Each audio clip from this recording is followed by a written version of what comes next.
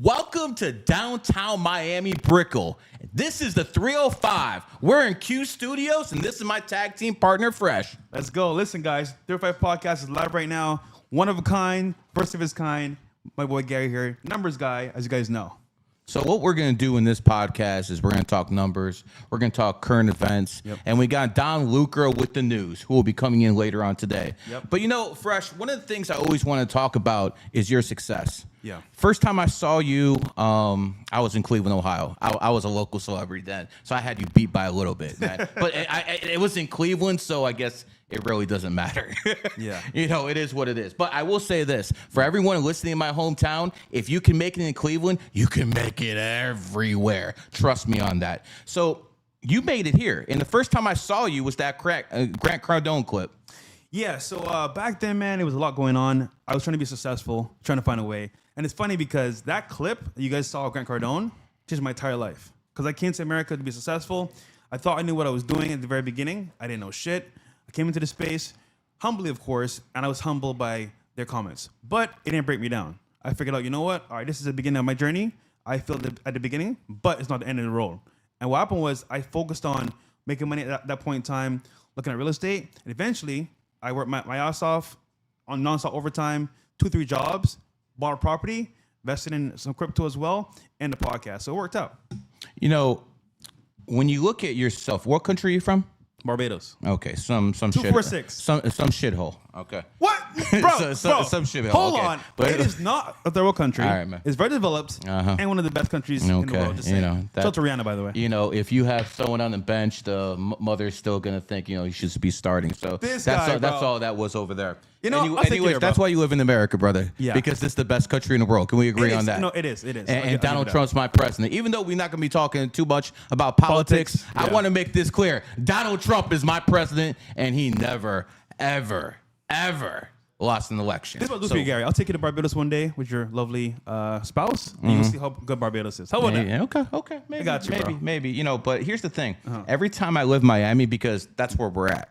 We're in Miami, the 305. You know, understand? Yeah. So every time I leave this place, I feel stupid. It's like I live in paradise. Like when I go to Vegas, when I go back to the East Coast, because I have to, because we got to make money. You know, everyone's got to make coin in this world. So every time I leave this place, I just feel like a fool. So you sure I'd feel better in Barbados? Because you know where I live, bro. Yeah. You know where I live, bro. Yeah, no, you know what I'm saying? I don't live in a shack. I live in nice places. They got nice places like that in Barbados? 100%, bro. And I'm not going to get robbed because I'm not the, skin color that, is around there. Being white works well for you over there. So you're really? Yeah. The majority of the population, I'm assuming they look like you. Are astonished, praised and admired. So you do quite fine. Okay. Yeah. Okay. So I'm good in Barbados. I'm not sure if I ever want to go, but if I do, I'm going with you. How about that? You checking with me, you're good. Okay. Are you known in Barbados? Like do people in Barbados like, yo, you're fresh. Somewhat, yeah. Okay. Do you go back all the time? Used to be 4 times a year, but now like twice. I know. See, this is a Miami boy now, man. This is a Miami when I leave dude Miami, bro, I feel like out of place. I feel like, okay, I've been gone 3 days. I need to get back to Miami. Is where it's at. So. Exactly. So I feel the same way. But here's the thing. You're born in 1992. Yeah, October 2nd. 1992 is the year of the monkey, and all you racists can get the hell out of here because that is Chinese astrology. Yeah, I want to make that abundantly clear. You want to know something really funny? The first time I ever made the press, I made a tweet because back then my Twitter account was safe. And I made a tweet that Jeremy Lin, who's born in the year of the dragon, is going to become a big star in 2012. I know I'm showing my age. See the grays? He's going to be a big star in 2012. And that was the year of the dragon. That actually happened. And a reporter basically checked me on there. It's like, yo, that's racist. I'm like, wait a second. I'm just talking Chinese astrology here. You got to get your mind out the gutter, bro. You're the racist. So anyways, after talking to him, he actually put my first predictions on like the first time I actually made the news. I made predictions, and I said the Miami Heat would win the title in 2013 and 2012, and then he actually did it. It happened. So that was the first time I was on the map. Because, see, here's the thing. People are scared to be wrong. At some points, you got to take that home run swing in life. Good point. At some point, you got to swing for the fences. So when it came to me and I got a chance to be on, I was like, you know what? I'm going to do what most people in my profession are scared to do. Actually make predictions. Because when you actually make predictions and you call things in the future, guess what? They come true. Yeah. You know, for instance, you're a monkey, and Miami was actually founded in a monkey year. The United States was founded 1776. 1776 is a monkey year. Does it make sense how you, an immigrant, first generation immigrant, by the way, came to this country, and now you're driving what, 400, 500,000 hour cars? Yeah. And the people who are hating you, they don't even have a house worth as much as your car. And you're the immigrant. How are we doing, FBAs? Listen, man, you can achieve anything you want in America. I would say this, though. Showing up is half the battle. Zerka. And once again, man, I'm going to break down the Sneeko clip on Twitter and Zerka's bullshit. But just keeping it short, though, if you show up to the battle, half of it is winning. Because what's happening is you're showing up. Most people, they don't show up. They just dream about their goals and ambitions. Oh, I'm going to be successful. I'm going to be a millionaire. Okay, what are you doing to show up every day to make it happen? Nothing, but it's going to happen one day. Ta-da!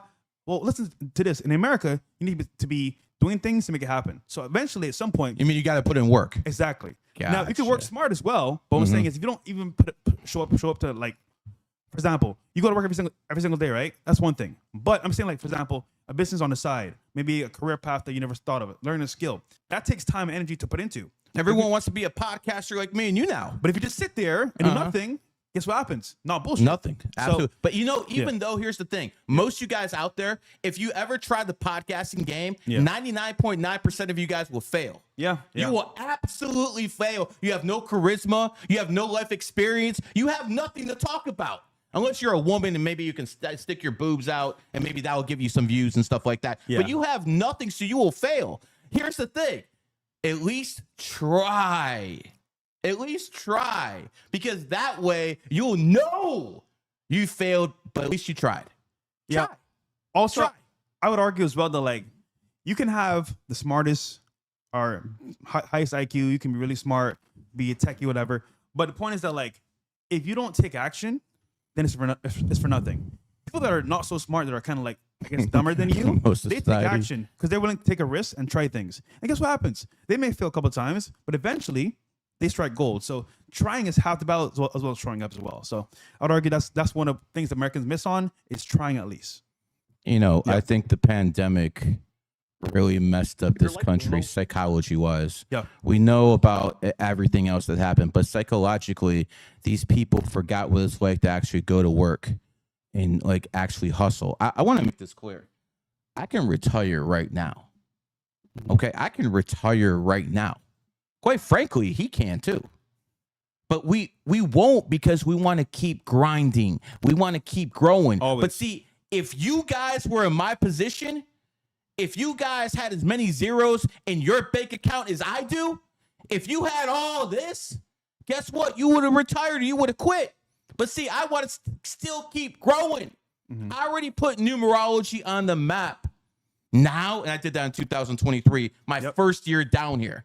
But guess what? In 2025, I'm going to shove it down your throats. You know what's funny? We walk the streets, right? I'm surprised some people know who Gary is, the numbers guy. You show up like, Gary, big fan of you. I'm like, this nigga's famous too. It's just crazy, bro. I'm his manager, and in some places I'm more famous than him. That's insane, man. Well, hey. You know, I was always a fan of a guy by the name of Paul Heyman. Okay. Paul Heyman is in the WWE. Yeah. And even though Paul Heyman isn't much to look at, even though Paul Heyman isn't the best wrestler, quite frankly, he can't move, Paul Heyman is the best on this mic. He's the best on that mic. And when I look at that, I was like, you know what? Paul Heyman changed the managerial game. So guess what? I changed the managerial game too, because I was an effective manager for you. I did exactly what I told you I was going to do. Yep. But the thing is, I got my own clout. See, most people don't understand this. I'm the Michael Jordan of my profession. I'm not saying people ain't bigger than me. There's a lot of people, especially in this city, who people know more than I do. But I got about 6 billion views. By the end of this year, it's going to be about 10 billion views.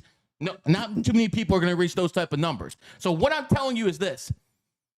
I can be in the same room with Michael Jordan. I can be in the same room with Muhammad Ali. I can be in the same room with people like Julius Caesar because they are the best at what they did, and so am I. You know, it's one thing for women to talk about numerology and astrology. Bro, 2023, 2022, 2021, did you see any chance of you doing anything like this? No. Of course not. Not even. Because here's the point. Whether you believe in numerology or not, I made this stuff acceptable. I am around so much that now numerology and astrology is not cringe. Because quite frankly, I make it make sense. You know what Fresh has been doing before we started the show? He would call me almost every day with a different girl. Go ahead, tell him. So it's funny, right? My bad. Hold on. He makes it sound kind of bad. I'm gonna make it more palatable, okay? So what happened was, I'm around women constantly, right? And I was wondering, okay, when's your birthday? He does readings, right? And I kid you not, I've done 5 of them with you on the phone, right? Out of all 5, he's been 100% correct. And the girl's like, oh my God, how do you know that? Just from our birthday. And I'm like, okay, first time, all right, he might have guessed that shit and it might have worked. Second time, all right, that's a little bit weird. On point, because I know them as well, you know, as friends. And then third time, I'm like, okay, this shit actually works. So, Gary, I would say this. You are on point with your readings, man, especially with girls, and 100%, bro, like, you know your shit. So, you know, like anything else, you had to put in work. And I'll go into the 9/11 story because that's what woke me up. 9/11, I woke up and, you know, I was still a bum back then living with my mother. It is what it is, you know. How old were you? I was like early 20s. Okay. It's still somewhat of a bum, though. And haven't found my way. And then 9/11 happened. I wake up and I think I'm watching the movie Die Hard. That's what I think I'm watching. I'm watching the movie Die Hard. And then the second tower gets hit, and I'm like, whoa, what the hell is this? And, you know, I went outside, smoked one for all the people out there, you know, who lost their lives. The patriotic thing to do. And then I found something strange. I was like, it happened on the 11th, and the first plane that hit the World Trade Center was Flight 11. And then, you know, you start looking a little bit deeper, and you're like, wait a second. The police code for emergency is 9/11. So it happened on 9/11. The police code for emergency is 9/11. Then you start digging even deeper, and it's like New York City, 11 letters. Afghanistan, 11 letters. The Pentagon, 11 letters. Remember that little city in Pennsylvania where the plane just went down? Yeah. Shanksville, 11 letters. And I'm like, wait a second, what the hell is this? And then I looked that New York City was the 11th state in the Union. And then the Twin Towers look like an 11. And they both had 110 stories. And then I had to ask myself the same question you have to ask yourself right now. Is this a coincidence? But see, the thing is, I was always someone who loved history. I always loved history. And I remember the Great War ended on 11/11 and exactly at 11 o'clock. That means they were still firing bullets at you at 10:55. But 11, they stopped. At that point, I'm like, wait a second. Something's going on. Someone is doing something to make sure it aligns with everything numerology-wise. So then I did what any logical person would do. He would go to the top people in the game, and he'd be like, yo, what's going on here? So within about 3-4 months, I started talking to all the top numerologists in the game. And I told him, listen, I think there's a cabal out there that's doing terror attacks on purpose on certain dates. They all laughed at me. Like, bro, come on, stop the nonsense. Can't believe it. And then something really struck me. I talked to like the 4 top numerologists in the game, and something really, really bothered me about every single one of them. They're all broke. Every single one of them was poor, and they were asking for donations. And I was asking myself at that point, wait a second, if numerology and astrology is all that, why are these people broke? And then I realized something, my man. They weren't actually applying numerology and astrology correctly. The stuff's real, but the practitioners were frauds. Fake. Like every under industry out there, they were fake. And then, you know what I did? I threw all the numerology books away. That's why no one's ever gonna get to my level. They read books, I read people. That's why I'm able to go in details about certain things. And if you want a reading then guess what? We have a bot right now that if you post your birthday and follow instructions, it will give you that reading. Just hit the donation button. But if you want a live reading, it's going to be 98 or above. Put it in there. I'll give you one live on the chat so Fresh can see how this is done. But Fresh, before I go to you, did you have a turning point in your life, besides maybe the Grant Cardone thing, that was like, you know what? I'm going to be a fucking podcaster. Fuck everyone else, what they think. Because that's what I told people. I said I was going to make money being a numerologist. They laughed at me. They laughed at me. Yeah. Who's laughing now? That's how it works, man. Great story, Gary. So listen, I think for me, it was more of a choice of meeting and networking. So a lot of times when you come to America, for most people are immigrants, you're like, okay, you're gonna work a job, maybe go back to school, get a degree, and retire with your 401k, right? But I went to work at AT&T and Chick-fil-A for 2 years straight. What I saw there was incredibly depressing. People that were 40 years old plus, still working for 20 years at that job, taking phone calls. Rough. And that was their actual life. And I said to myself, okay, I'm leaving Barbados to come to America, be successful, but staying here ain't possible. That's going to kill everything for me, my drive, my passion. So I was like, you know what? Hell no. I'll go to work every single day, planning to leave as soon as possible. So what I would do is I would apply for jobs constantly on after work, on my lunch break, after work, and I found better jobs eventually. But the point is that, like, back then, I didn't know how I was going to make it. I really didn't know. I just wanted to work hard, figure shit out. So one thing I was good at, though, was social media and dating. Did you have a big social media following before? I did. Okay. So I realized all these big celebrities, rappers, and these creators are doing certain things to blow up an algorithm. They're doing giveaways. They're doing events. They're also doing like huge streams with collabs, right? I'm like, okay, I can do the same thing. All I need to do is figure out the formula, pay somebody that knows what's going on, and learn the whole method, right? And that's what I did. My first big break on YouTube, I did a YouTuber to get mentorship. I won't say his name because it's still cool, but the other respect for him. And he taught me the way, how to go viral on YouTube. And it was pretty much using... You got your money worth? 100%. Okay. Dude, so not everyone's a fraud. No. Okay. No, okay. Not everybody. But those methods that we learned from that YouTuber, we applied to the podcast, and it blew up. You add in Myron's crazy takes with that method, it's going to blow anything up, aka this podcast. But the main thing is that, like, having mentors in your life is important, which is why everyone watching this show can learn from us about making money, how to invest, and as well be good at marketing and as well the podcasting game. But nonetheless, guys, for me, a turning point was figuring out, okay, I'm not the best or most articulate person. I understand that. What I'm good at... The chat disagrees with you. They think you're the best. But what I'm good at is networking, bringing people together, and exploding content. That's what I'm really good at. So this podcast is going to blow up coming soon. Trust me. It's on the way. But the main thing for me was more like, back then, bro, I didn't know what I was going to do. But I had an open mind to say, you know what? I'm going to try different things. And that's what I did. I tried affiliate marketing. I tried e-commerce. I tried most online businesses today that people try. And I failed, a lot of them. But what I didn't fail at was YouTube. Because that, to me, was the bread and butter. Now, Michael Jordan failed how many times in the playoffs before he actually made it? A lot. I can't remember the exactly. Number. Yeah. So my struggles and mistakes that I made in life made me better. And the funny part is the dating aspect of my life was huge. Because for most guys, when you do dating, if you don't understand how women operate, how to maneuver in today's world, you get marrying a chick, the wrong chick, she divorces you, takes half your money, or all of it, child support, alimony, kills you, and you ended up back into a studio apartment. You started from day one. You worked your ass off, went to school, got your degree, back to square one. That was not going to be me. And you mean you weren't gonna like marry a single mom? No, and stay with her. Oh, but we got shout out Andrew Wilson. Yes. Well, shout out to him.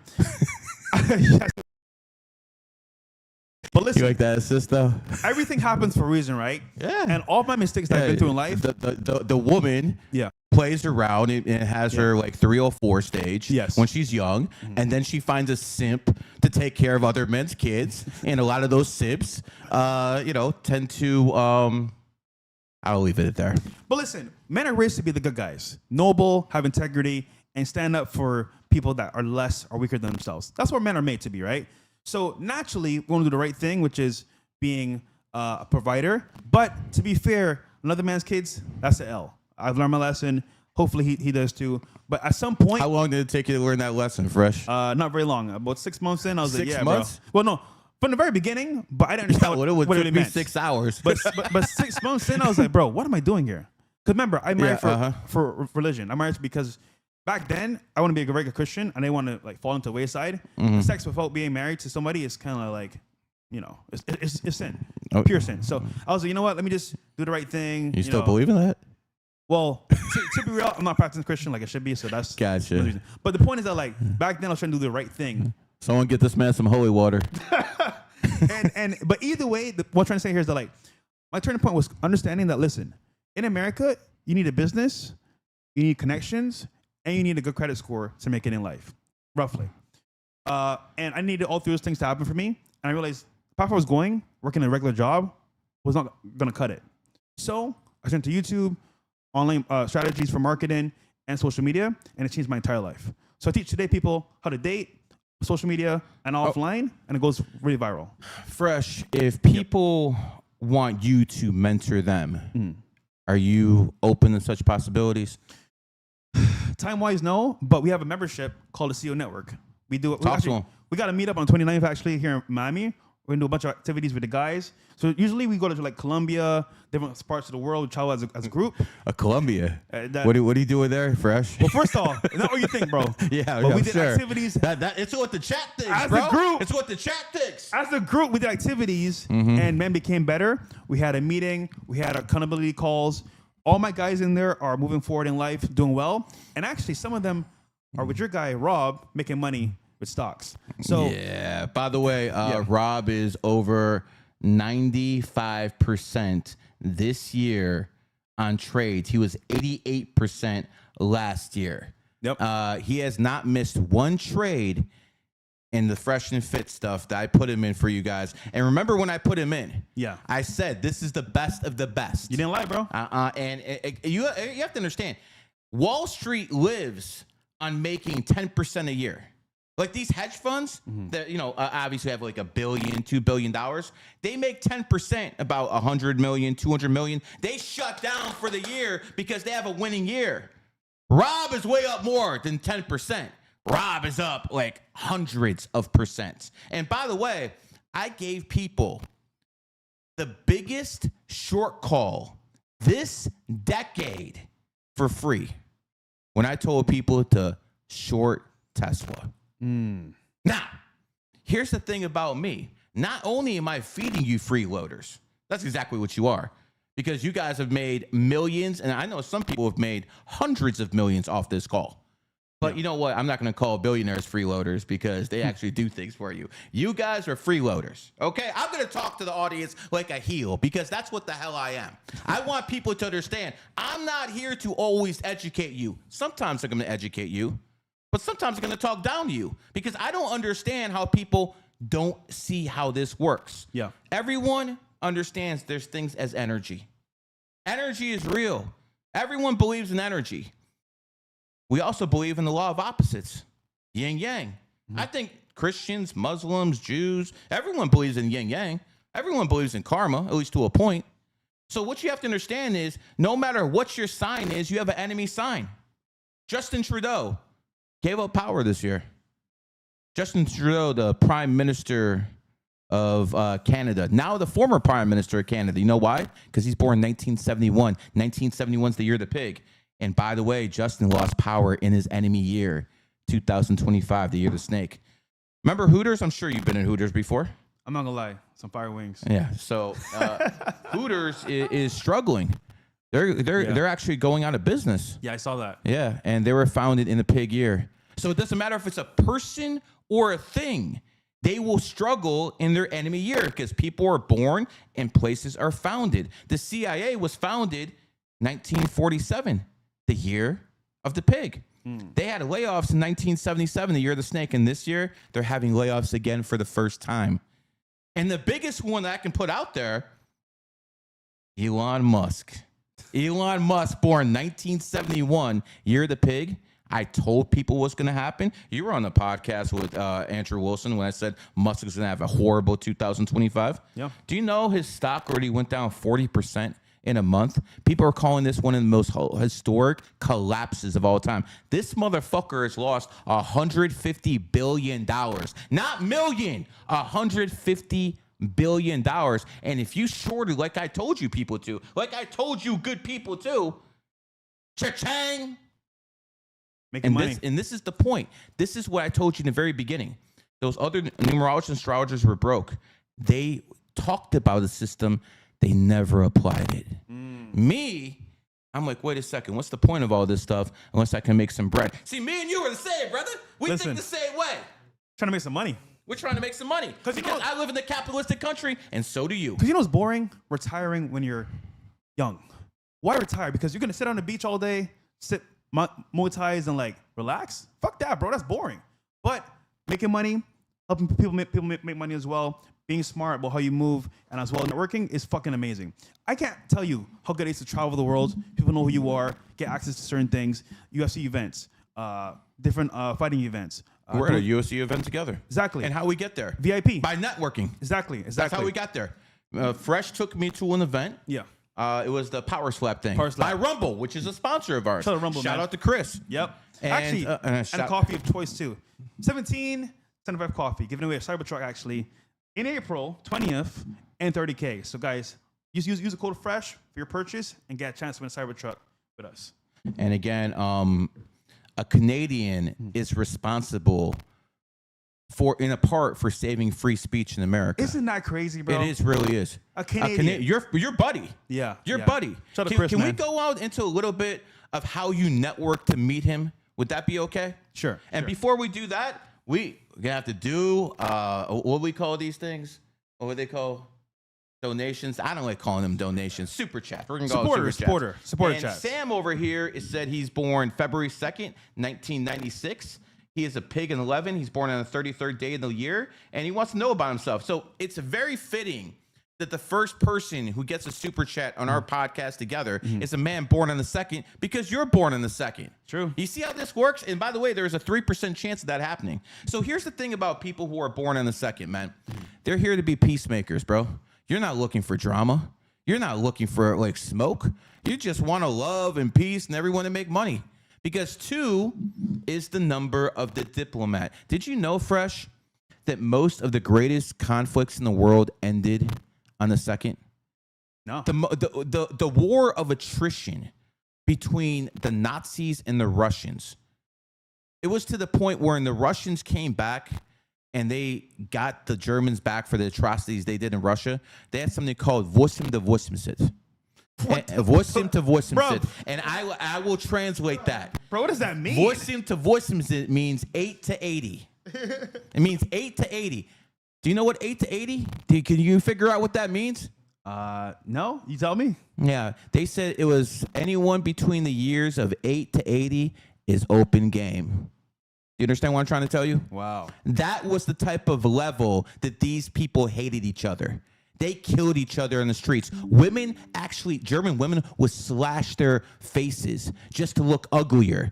So the Russian soldiers at night who were drunk, drinking their vodka, wouldn't actually, do that thing. That's great. Which is that word I don't want to say on YouTube and stuff like that. But I think you guys understand where this is going.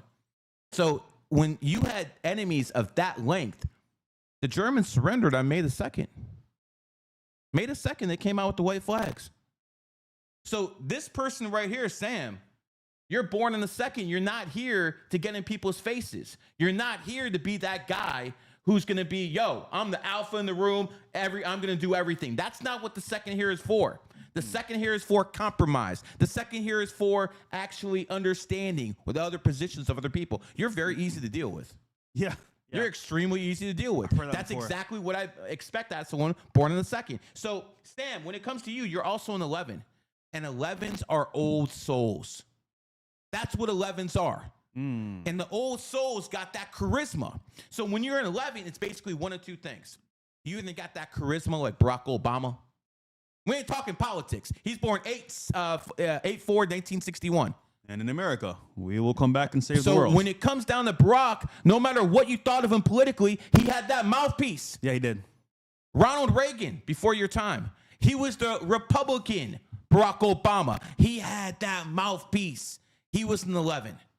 Joe Biden definitely passed his prime. But if you go back to him, no, seriously, if you go back to him 20 years ago, he had that mouthpiece he was too. Sharp. He was He's sharp. an 11. Yeah. A guy like Hosni Mubarak ruled Egypt for 40 years. Muammar Gaddafi in 11 who ruled Libya for 40 years. Do you understand the type of power and charisma and force of personality you have to rule a country for 40 freaking years? That's what the 11s have. So how does Sam harness this? We're about to get there. We're about to get there. Good. Another thing 11s are good at is they're really good athletes. 11s, like Michael Jordan, ever hear of that guy? Yeah. When it comes down to 11s, they dominate. Ever hear of a guy named Kobe Bryant? Of course. So here's the thing. Michael Jordan, born 2/17/1963, mentored Kobe. Kobe starts with a K. K is the 11th letter. Kobe's born 8/23/1978, adds up to 38. 3 and 8 is 11. He mentored Kyrie Irving. Kyrie starts with a K. And again, he's born 3/23/1992, again an 11. 11, 11, 11. 11s are the best mouthpieces out there. Is it safe to say that Aiden Ross changed the game? 100%. He's born on the 11th. Without him, the streaming world will not be what it is today. He's born on the 11th. Legendary. Joe Rogan, isn't he the top podcaster in the world? 100%. Born on the 11th. Let's see, Alex Jones, didn't he kind of start the game? I would say he's the one that made conspiracy a real thing to talk about. And he's born on the 11th. So when it comes down to you, Sam, you have charisma. Because you're born in the year of the pig, though, you have to lay low this year. You have to lay low this year because you don't want to end up like Musk. Musk is going balls out right now. And that's why he's taking L after L because the energy's not with him right now. It's basically real simple. You want to go with the water, not against the flow, with the flow. When you go with the flow, things go real easy. Like you in Miami, things worked out for you. Your energy matches. We even have a clip of Will Smith, born 1968. Where he came to Miami and he said, yo, when I'm in Miami, I feel good. That's an amazing clip. You know what? You remember the clip I'm talking about? We should play it, actually. Can we?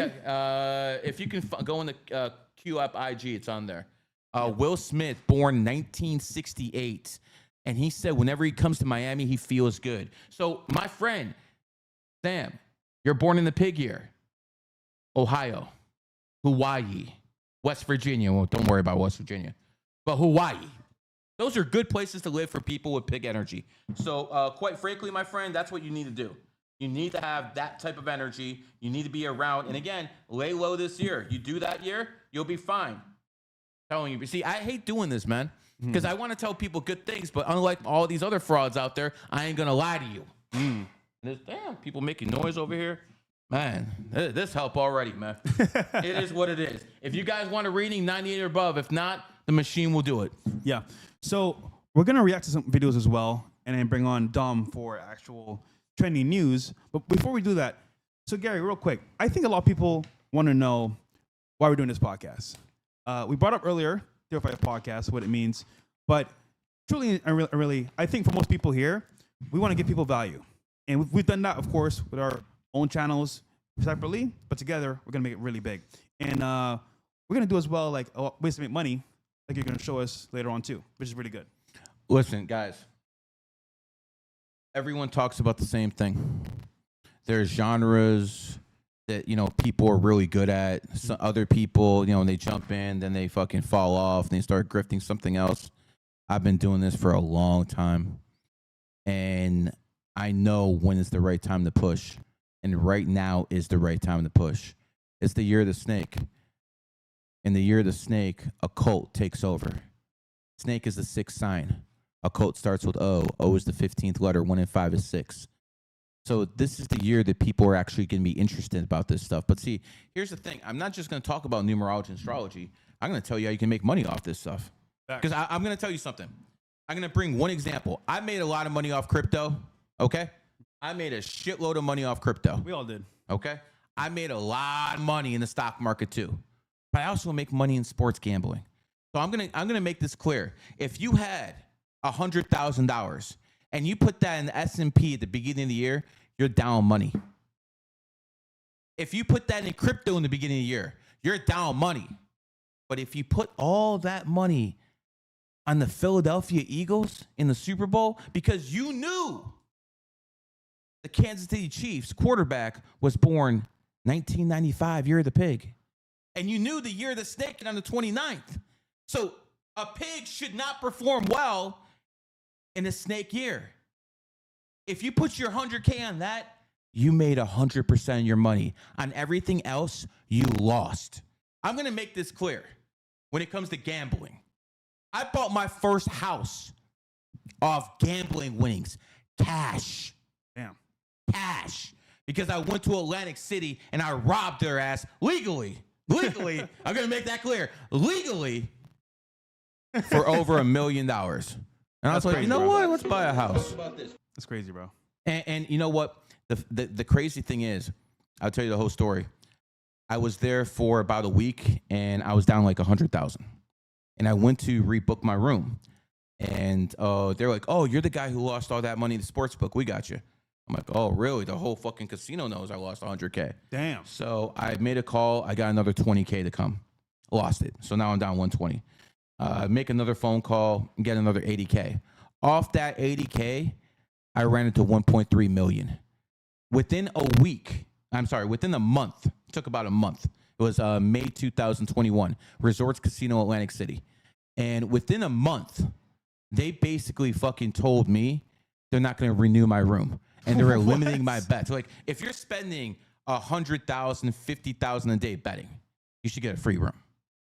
And they did it for a month. But then when they decided I wasn't worth the trouble anymore, they said, we're not renewing your room. Well, I'm not paying for a room. So guess what? And they also told me I couldn't win more than 10,000 on a bet anymore. I was winning like 100,000, 150,000. I got receipts, by the way. So here's what it comes down to, man. The casinos don't like winners. Of course. They do not like winners, but if you lose, they'll give you everything you want. So they thought I was a sucker when I was down 100, 120K. And then when I took about 1.3 mil out their ass, they didn't want to deal business anymore. The funniest thing, I wanted it in writing. They wouldn't give it to me. Damn. They wouldn't give it to me. Then I had one of my boys try to videotape it when the guys say I'm banned, and they wouldn't let that go either because they found the fucking videotape. I wanted them to say you're banned because I wanted that headline. Numerologist banned from a casino. And by the way, it's not the only casino I'm banned from.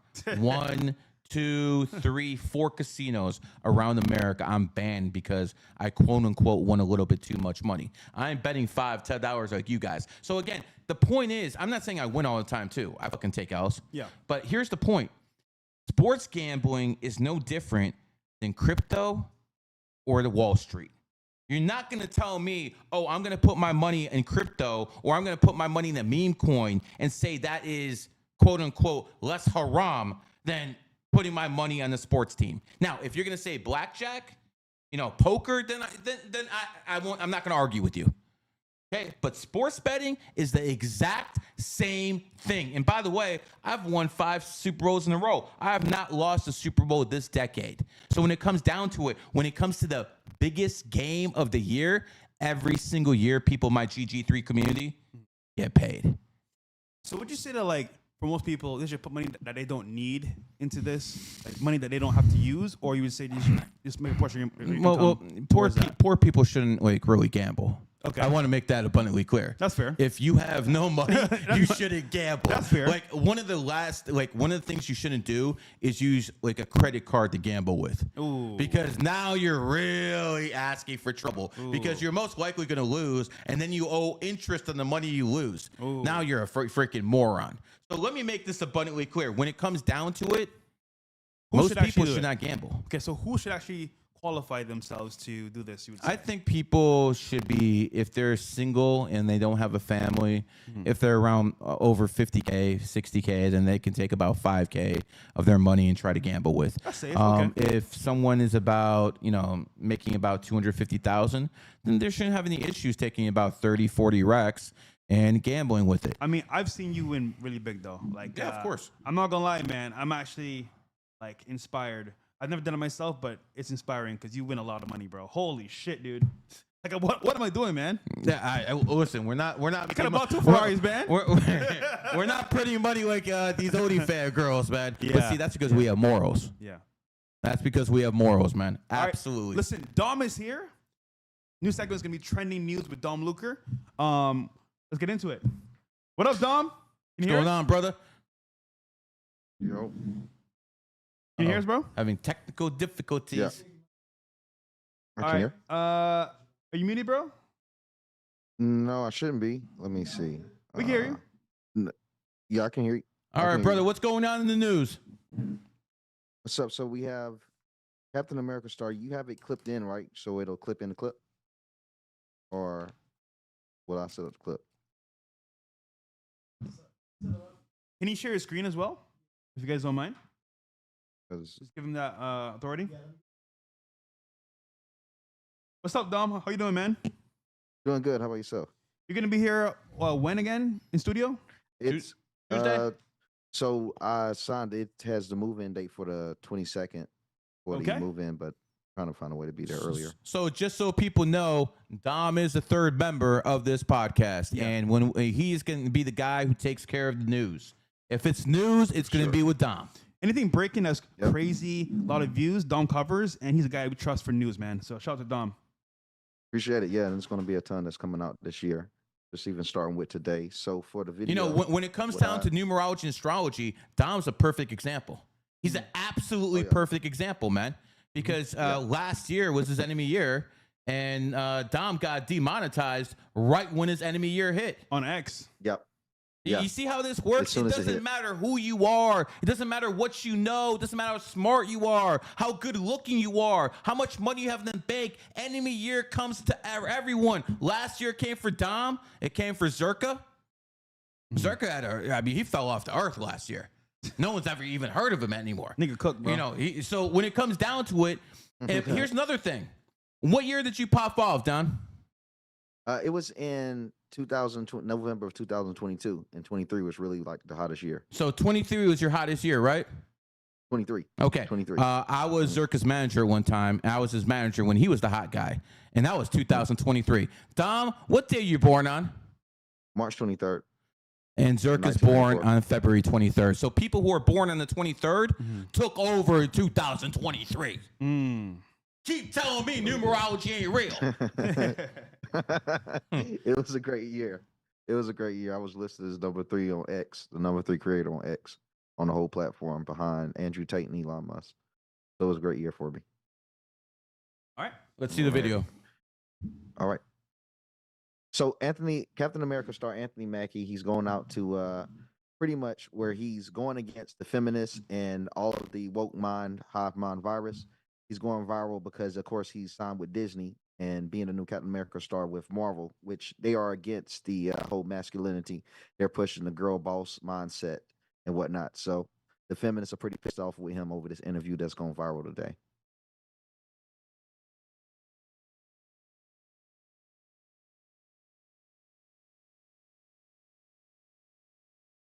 They can hear. Can you guys hear the actual video? We can't hear it. You can't? Oh, wait. So I'm trying to see. I had it. It's someone sharing and it showed that it was playing it. So Okay, we'll have to find a different way. Unmute your tab, bro. That might be it. Let's see. It's not muted on there. On the actual clip. Still can't hear it? Oh. 1 second. Let's see. We'll do it live, guys. We'll do it live.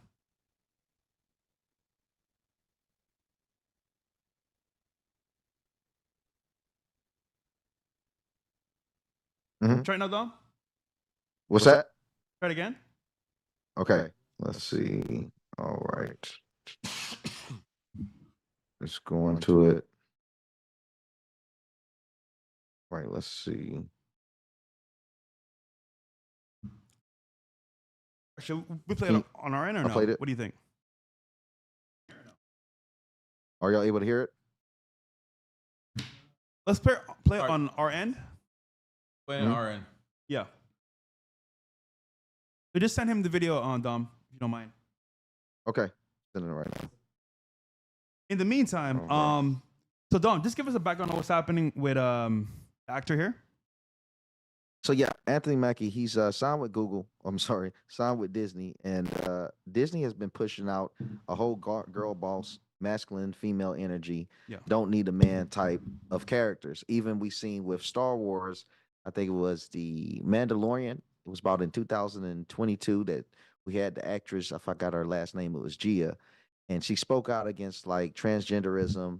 It was very slight on Twitter and lost her entire job on Disney. So for him to be the new face of Captain America, come out speaking about how masculinity is pretty much been killed in America. He doesn't identify who's doing it, but he says they killed off masculinity in America. And he's expressing like how important it is for him to be a man in his children's life. He's saying that he has boys, he trains them to be men, which has gotten the feminists pretty mad about the whole situation. As crazy as that in itself.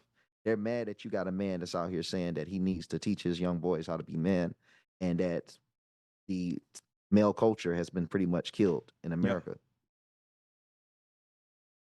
Y'all sent this video out. Yeah, I would agree, man. Nowadays, especially, bro, masculinity is on a low. And if you're masculine as a man, you're considered toxic, which means you're going to be attacked by every corner of the internet. I think being a man nowadays is tough because people don't want to hear that shit, and it's because it's bad for business. So it sucks, but it's reality. Repeal 19. Yeah. Repeal 19. I keep telling people, man, that the 19th Amendment did more damage than COVID-19. Yeah. It's real. It's real. Every problem can go back to feminism. Yeah. Every single problem we have right now goes back to feminism. You take away the man, it's over. It's over. Yeah, the man it's house absolutely is over, man. Yeah. I think we're finding that out in Denmark and all those Nordic nations when they start electing all these women to power. Then all of a sudden the multiculturalism comes in. Yeah, we did a show with Coach Greg Adams, right, in Vegas. Awesome guy, one of the guys I watch on YouTube all the time for content and dating stuff. And 100%, bro, he spoke about songs coming to the forefront back in the day, ushering in the bad talk about men, how they're just thugs, they're no good, so no scrubs. All this thing plays towards men becoming less than, and in the household and in the family structure, the man that's supposed to be the man in the household is don't looked at as like a loser. So in essence, man, all by design. By design, 100%. All by design. All right, we're gonna go to a super chat. We got one of those. We have 4/29/2002 mom and 9/13/2021 daughter. Damn, you started young, girl. With an 11 energy matrix with me. What is the best thing to do in the 6th personal year? And the best thing to do in the 6th personal year is to build your family and to gain more responsibilities. In a 6th personal year, I've noticed that people either start having kids or they have more responsibility at work.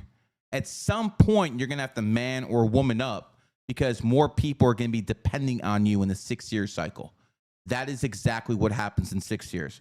As a person who's born on the 29th, we already talked about this.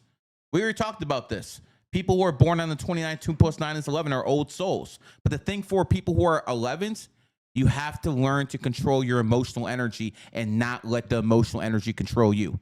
We have Tony Robbins, probably the best motivational speaker of our generation. Would you agree? Yeah. Okay. He's a double 11. But you know what else? When the 11 doesn't control their emotional energy, they become very destructive. You ever hear the names Columbine and Sandy Hook? Oh, shit. Yeah, 11s did that.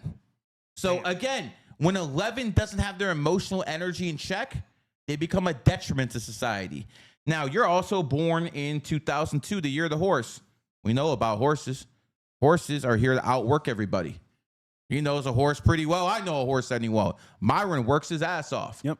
He will work literally 15, 16 hours a day. Like a robot. That's how horses are. But what about Kobe? I made this example to him the other day. Yeah, same thing. Kobe, if you didn't work hard, Kobe wouldn't even talk to you. Yeah. Kobe used to get on Shaq's ass because he was lazy. Because a horse is all about hard work. Hard work. Yep. That's the horse's lifetime. I remember my stepdad on my wife's side. He's from Russia. And I went to visit him first time in 2006. And, you know, in Russia, they live very meager leans, you know, and stuff like that. It's not like they don't have money over there. So he had a garden. And he would just basically, you know, plow these fields and pretty much in his front yard. He would plow the fields. That's how people over there live. And I asked him, how much are you saving every year by doing this? And he's like, 800 euros. I pulled out 800 euros and I gave it to him. Damn. And he gave it back to me and he's like, I want to know what to do. Yeah. What? That's the type of mindset they have. They don't care about money. People who are born in horse years. You ever hear of a guy named Warren Buffett? Yeah. So he's worth $100 billion. Very few people in the world have achieved that. He's worth $100 billion. You know that he still lives in the same house, Same car. same everything since 1960s? Bro. Props to him, bro. I can't do that shit, bro. You know, that's what I'm saying. People. I need me a Rari, bro. Yeah, but our need me a Lambo. our boy Myron, what's he driving? Honda Civic. Exactly. Yeah. He doesn't care. Yeah, he don't care. Yeah. So this is the point about numerology and astrology. Everyone looks at stuff through their own eyes. People have to start looking at stuff through other people's eyes. And the way you do that is you understand how they think. And you do that by understanding this type of knowledge. a part of a tenement of networking is understanding who you're talking to, 100%. what they're about, what the mindset is, what the motive is. If you can do that, you can game the situation in your favor. However, most people say, okay, only me, that's all I'm going to look at, let's network. But that's a problem, though, because now that interaction is only one-sided. So I think for most people, you made a very good point. You need to understand from someone else's perspective to understand the whole game of what to do. So that's a good point. Let's go back to Trina over here. Finish your reading 4/29/2002. You're on one life path. And this is something guys out there need to understand. Women who are ones are very masculine. So even though she's a woman, she thinks like a man. Women who are ones tend to be more athletic. Women who are ones tend to be more muscular. Women who are ones tend to be more argumentative. If you don't want a woman like that, then don't deal with people who are one life paths. But that's the way she is. Her daughter is 9/13/2021.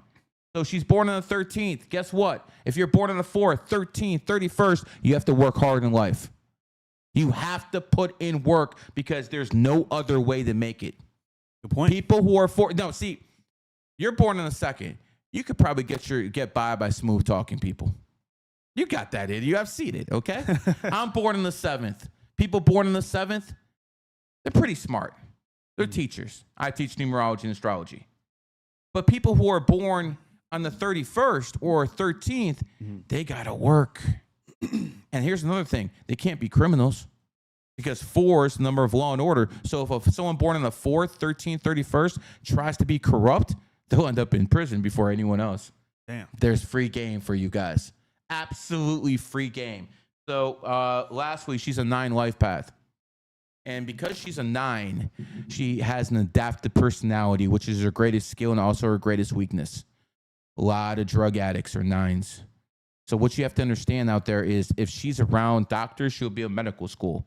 If she's around bankers, she'll be in finance. If she's around drug addicts, that's what it's going to be. Oh, shit. 9s are very susceptible to drugs. So it is what it is. Go to the next one. Got another one coming in here. Also, Bills, are we good on the video?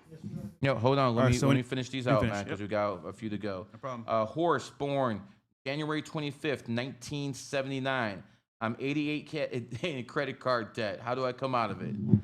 88K in credit card debt? 88K in credit card debt. Bro, what'd you buy? Before I go into that, brother, you want to tell something about someone who's 88K in credit card debt? And by the way, I hope you didn't get in debt simply for no fucking bitch, OnlyFans, bro. I hope that you have no OnlyFans subscription in that 88K, bro. Go ahead. My friend, you may need some holy water. We don't have that. We have extra right here. H Factor, best water you can have. Good hydrogen promo. infused. But honestly, bro, that is insane amount of debt to have. I would say, listen, you know what? Keeping it real, you need to join this gang. The gang is called Common Sense Gang. My gang. It's because, bro, that's insane. Now, I don't know what you spend the money on. I'm hoping it's probably for stuff for your business, hopefully, that you can make money back from. Yep. But let's say it's personal debt, which is terrible.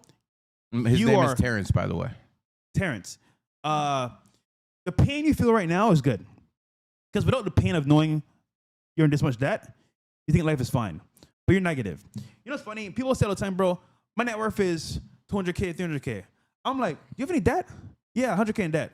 Well, guess what? Your net worth is negative where your debt is. So you don't have 100K plus net worth. You have negative. Yeah. So what I would say for you, brother, is you need a system, and I used to use this all the time. It's called the snowball effect. You start on the biggest loan possible, and you bring it down. Sorry, smallest first, and then kind of snowball effect to the higher ones. So you have is it one credit card, or is it everything in one? Well, I can't actually go back and forth with him on this. If it's one credit card for 88K, dude. Give him the tricks, man. Give him how do you run game on the credit card companies? Tell him. So here's the thing, right? In collections, you can negotiate and deal, wheel and deal. If it's not collections, it's gonna be harder because it's a company and stuff like Chase, Wells Fargo, whatever it may be. So don't fuck with Chase. No. Don't fuck with Chase. I like Chase. That's what I'm saying. That's what I mean. Don't try to scam Chase. Oh, okay, They'll get you. That's my bank. Chase. They don't play. So regarding debt itself, right? I've been in debt too. I've been in 50K debt myself, 100K debt. I've been in really bad debt scenarios. Things happen. Life happens. You know, business goes bad. Understandable. But getting out of it is the way to go. Now, being debt free is true freedom. I'm telling you this right now. When you're debt free, you think clearly. You can make certain moves, have money to do certain things, learn skills, everything. For you, bro, right now you're stuck. 88K is a lot of money. So this is how you do it, bro. Look at your actual income week by week, month by month. Partially out into 4 sections. You're gonna attack this debt twice a month, or if you make a lot of money, 4 times a month. Because what happens is you pay it off slowly but surely. You see results, you feel better about yourself, and I guarantee your income's going towards dumb shit. You know the problem with people that have a lot of debt, bro? The money that comes in goes out too fast. Either towards entertainment, entertaining hoes, maybe just spending on dumb shit. And as a result, you ever make that mistake? 100%. Dude, this is why I can tell you guys because I've done it before. Dead ass. So I can't tell you what I have not done myself, right? So from experience, I'm telling you. Okay. So as a result, bro, you want to portion out your actual income into 4 spots. I used to do this weekly. I would take out at least $200 towards my debt every 2 weeks. I'll put it on the side, and then at the end of my statement, I'll pay. So you got to figure out that's about $5,000 a year. Your statement date, right? Now, obviously, back then I didn't have a lot of debt. Now it's a little bit more because things happen, but I pretty much paid off all my debt. A Ferrari? Well, that's different. That's a car. But personal debt, though, has to be done systematically. And I like to say, put it on paper. Write down your income, put it into 2 columns, week 1 to 2, 3 to 4. Then your income, whatever is left over after paying all your bills, is what you can spend towards your debt. Again, it's important to write down because if you don't see it in real time, you're cooked. So again, break it down 2 sections. Week 1 to 2, what's your income for that? Take a portion of that towards your debt. 3 to 4, same thing. And you'd be surprised. But what if this guy has a girl on the side and she wants to like go out to dinner and stuff like that, and the dude's trying to get some, guess what, buddy? Some money, bro. You had the fun earlier. Is he going the fun, or does he deny himself? You have no right to do fun stuff now because the problem is you don't pay this shit off. Dude, you know what the interest rate on credit cards are nowadays? 20% plus, depending on who the bank is, which means 20%, 88K. Monthly? How is that legal? Hold on. How is that legal? Let's do the math, bro. No. How is that legal? So 20%. Loan sharks. The lowest amount, right? 20% of 88K, bro. 17,000. This is what you're getting a monthly interest for every month. So if you don't pay this off now, bro, you're cooked for life. So, let me make this clear, man. What Fresh said is, if you are in debt, don't spend any fucking money. Yeah. Because you can't actually afford to. So here's my advice from a numerology perspective, bro. Wait, one more thing. So here's the problem, right? Your current income may not be enough. So you may need 2 or 3 more jobs. Now. Hit that corner. You have, bro. the problem is, bro, is that like, this debt right here can destroy you. Literally. 17K a month in interest is insane. So just start going. All right, man. Anyways, here's what it comes down to, man. We're just busting your balls over here, but you're born January 25th, 1979. You're a horse, but you're a stubborn dude, so I hope you listen. But you're born on the 25th. You're a smart dude. So here's what I would do if I were you. I would do what Fresh says this year, save as much as possible. Okay. But understand this. You're also in your 8-year cycle right now. So next year, your 9-year cycle doesn't start until January 25th. So next year, I'd probably start a business if I were you, because your horse year is coming and you are a horse. So if you plan this out correctly, what I'm telling you to do is very simple, man. Save as much money as possible. Save as much bullets as possible. Listen to what the Fresh said. Get a third, second job. I was just kidding about the corner, but, you know, you got to do what you got to do. You know, depending on what state you are, it's even illegal. Yeah. Hi, how you doing, Nevada? Of course, a rat state would let that stuff be legal. Anyways, save all your bullets. Horses go hard in the horse year. That's what I would do if I were you. All right, next one, because we're backed up already, man. It is what it is.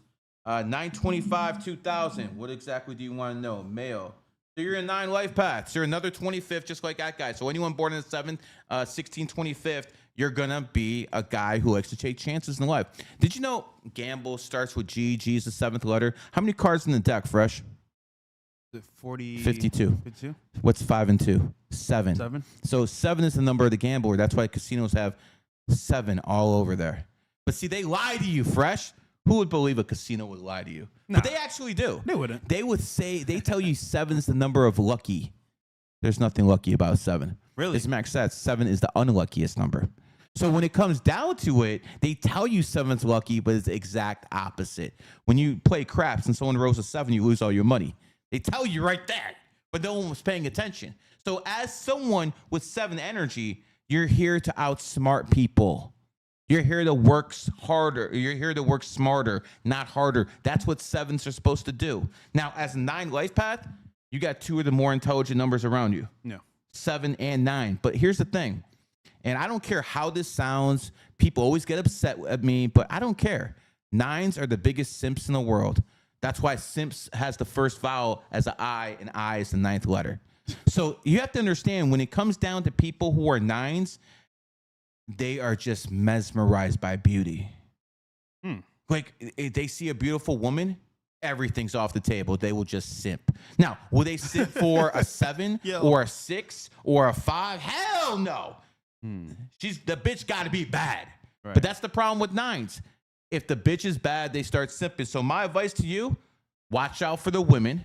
Don't fall into that trap. You're an extremely smart guy. You're also a dragon. You'll be fine, brother. It is what it is. Let's see if I have any more here before we go. They just keep coming in, bro. And I told you. Man, that's on point, man. I told you this is what's going to happen. During the podcast, we'll start off.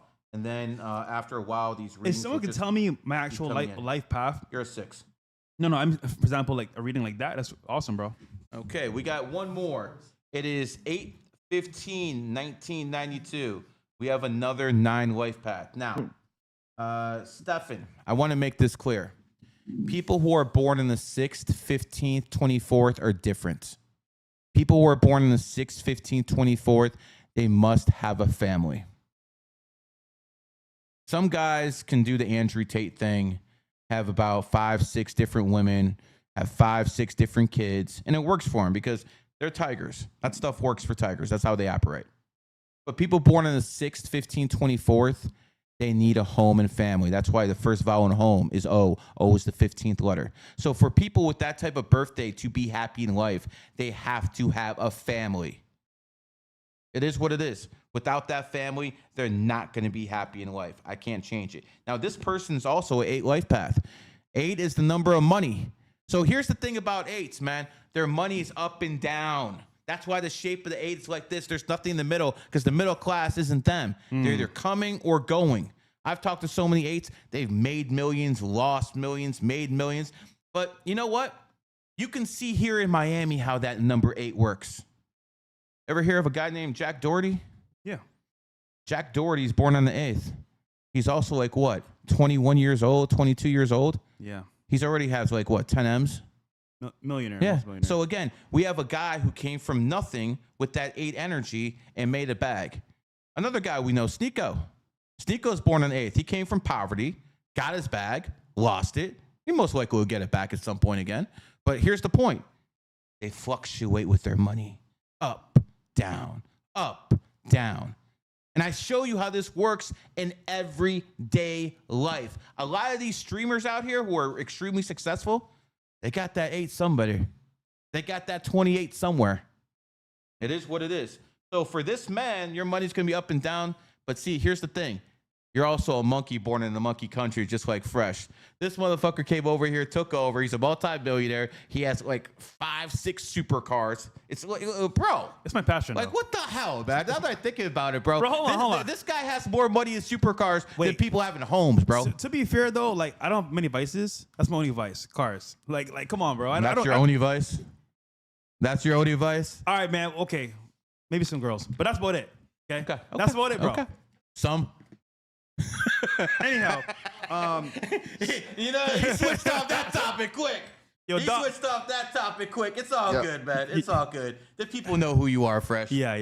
You know, it's fun. And I'm gonna make this clear, man. Okay, this podcast is gonna be different, man. Way different. But I'm gonna make this clear. If people start cutting this up on YouTube and start talking trash, I'm coming for you. Okay, I am coming for you. I don't care who you are. See, here's the thing. I can be behind this mic and be entertaining. He can be behind this mic and be entertaining. Dom, he can do his thing too. He's getting his cherry popped, but I bet you by the end of the freaking year, this guy will be a monster 100%. Because he's born on the 23rd, and I know what those people are capable of. But see, there's other people on the internet, they don't have that talent. And the only way they can get views is by attaching themselves to people who are better than them. Relevant. In every single way. How you doing, Abba and Preach? This is exactly what I'm talking about, man. These people make videos about people who are better than them because they have no life experience. No value. They have no life stories. You are interesting, motherfuckers. And this is why you bring up other people's names. Now, listen. I drop Andrew Tate's name a lot, and that's your boy, okay? So I get it. But me and him had beef before he got famous. I'm not just using his name to drop it. He said my name plenty of times, too. But see, these people pick on people who don't even know who they are. Also, they get paid for it. See, this whole economy is built off of getting paid. And the funny part about these streamers, bro, YouTubers, is that, like, for them, it's a money grab. Oh, Pressure Fit talk shit about them, I get paid. Andrew, I get paid. So honestly speaking, it's just about money. And for them, if you got no clout, no motion, they don't care because they don't make no money. So it's all about money, man. Well, listen, I understand people want to get that bag. I get it. But there's different ways to get that bag. Yeah. I can sit here and just talk about numerology and astrology all day, and I'll get that bag. Okay? But see, I don't have to talk shit about other people. I'll do it sometimes. There's no doubt about it. I mean, it's fun. And it is what it is. But I'm not going to that's not going to be my main focus of my show. Their main focus is talking shit about other people because you have no talent yourself. But then again, that's why you guys are Canadians. Because you would never make it in America. But then again, why am I even saying Canadians? You're little brothers, man. You're the 51st state. Shout out to all my Canadian brothers and sisters, man. And by the way, man, I'm going to make this clear. Canada's our little brother. And they need help. But they have to understand that Donald Trump is going to keep raising tariffs. You know who just raised it to 50%? That means all products coming out of Canada cost 50% more now because of tariffs. Canada can't survive this. Their economies are already down to shit. Yeah. So this is my thing to Canadians. And by the way, I'll talk shit all I want to you because as an American, I'm better than you Canadians. Not because I'm white, not because of my religion. I know a lot of people out there want to say that, but because I'm an American and I have the First Amendment right. I can say anything I want. I can talk shit about my president. No one's going to arrest me. I can talk shit about the government. No one's going to do anything. You people from around the world, you can't do that because you don't have American privilege. How about that for a name of a talk show? You don't have American privilege. You just don't. And see, when people are threatening the First Amendment, we have something called the Second Amendment.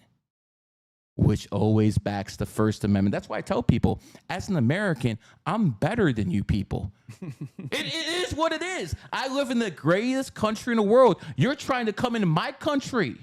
I'm not trying to come in your shithole. You're trying to come to my country. And then they come in here and they want to start playing by their rules. Yeah, nah. No, that's not how this works. Not going to fly over here. Okay, now, there is some negativity in America. No doubt about it. But I think all the negativity comes from feminism. I would argue that we still live in the best country in the world. So No, either way, easily. we can't lose. Easily. You did Steven Decker? Monkey 92. Give me the birthday. So male, 8/15. Yeah, I did that one. 92. No, I okay, did that cool. one. He's an 8-life fan. All right, last one. Okay, we got video ready to go with Don Luker. We got ready to go? Yes, we do. Let's shut it up. Let's go. My boys humble. Like my boys have never had a pair of Jordans. You know, my boys don't do all that internet fly shit. I'm like your kids.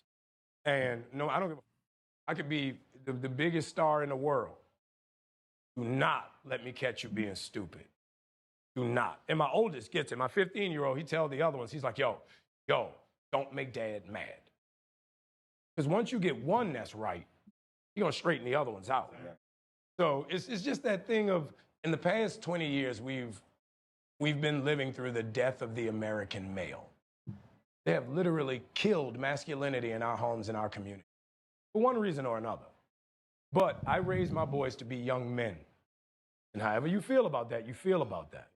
But my boys will always be respectful. They will always say, yes, sir, yes, ma'am. No, sir, no, ma'am. They will always say thank you. They will always open a door for a lady. They will always make sure that their mother is taken care and provided for. They will always, men. And that's always since they were 2 years old. Every time I left for a job, I tell my 15-year-old, you're the man of the house. You make sure these doors are locked every night, this alarm is on, you text me or you call me every night before you go to bed and you wake up. Because we're men. If I'm not there to protect, he got to be there to protect. Because you can have all the money in the world, climb through the window, that money means nothing.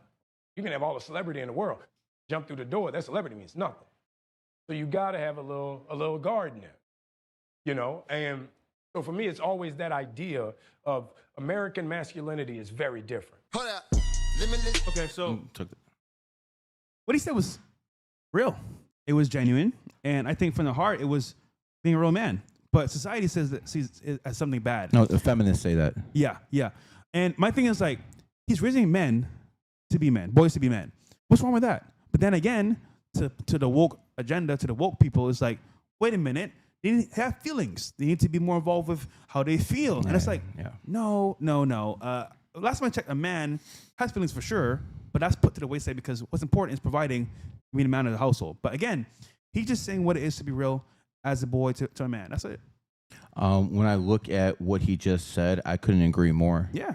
That man is, I bet you his kids are going to be real top-notch people too. Mm-hmm. Like the type of people, like daughter, you want to marry your daughters to.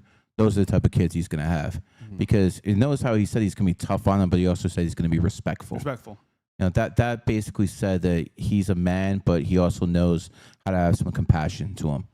It is what it is. Listen, I was locked up, man. I was locked up in 1998. I hit a cop. Yeah, man. Oh, yeah. What? Yeah, I hit a cop in 1998, and I was locked up. And I was I got a felony, of course.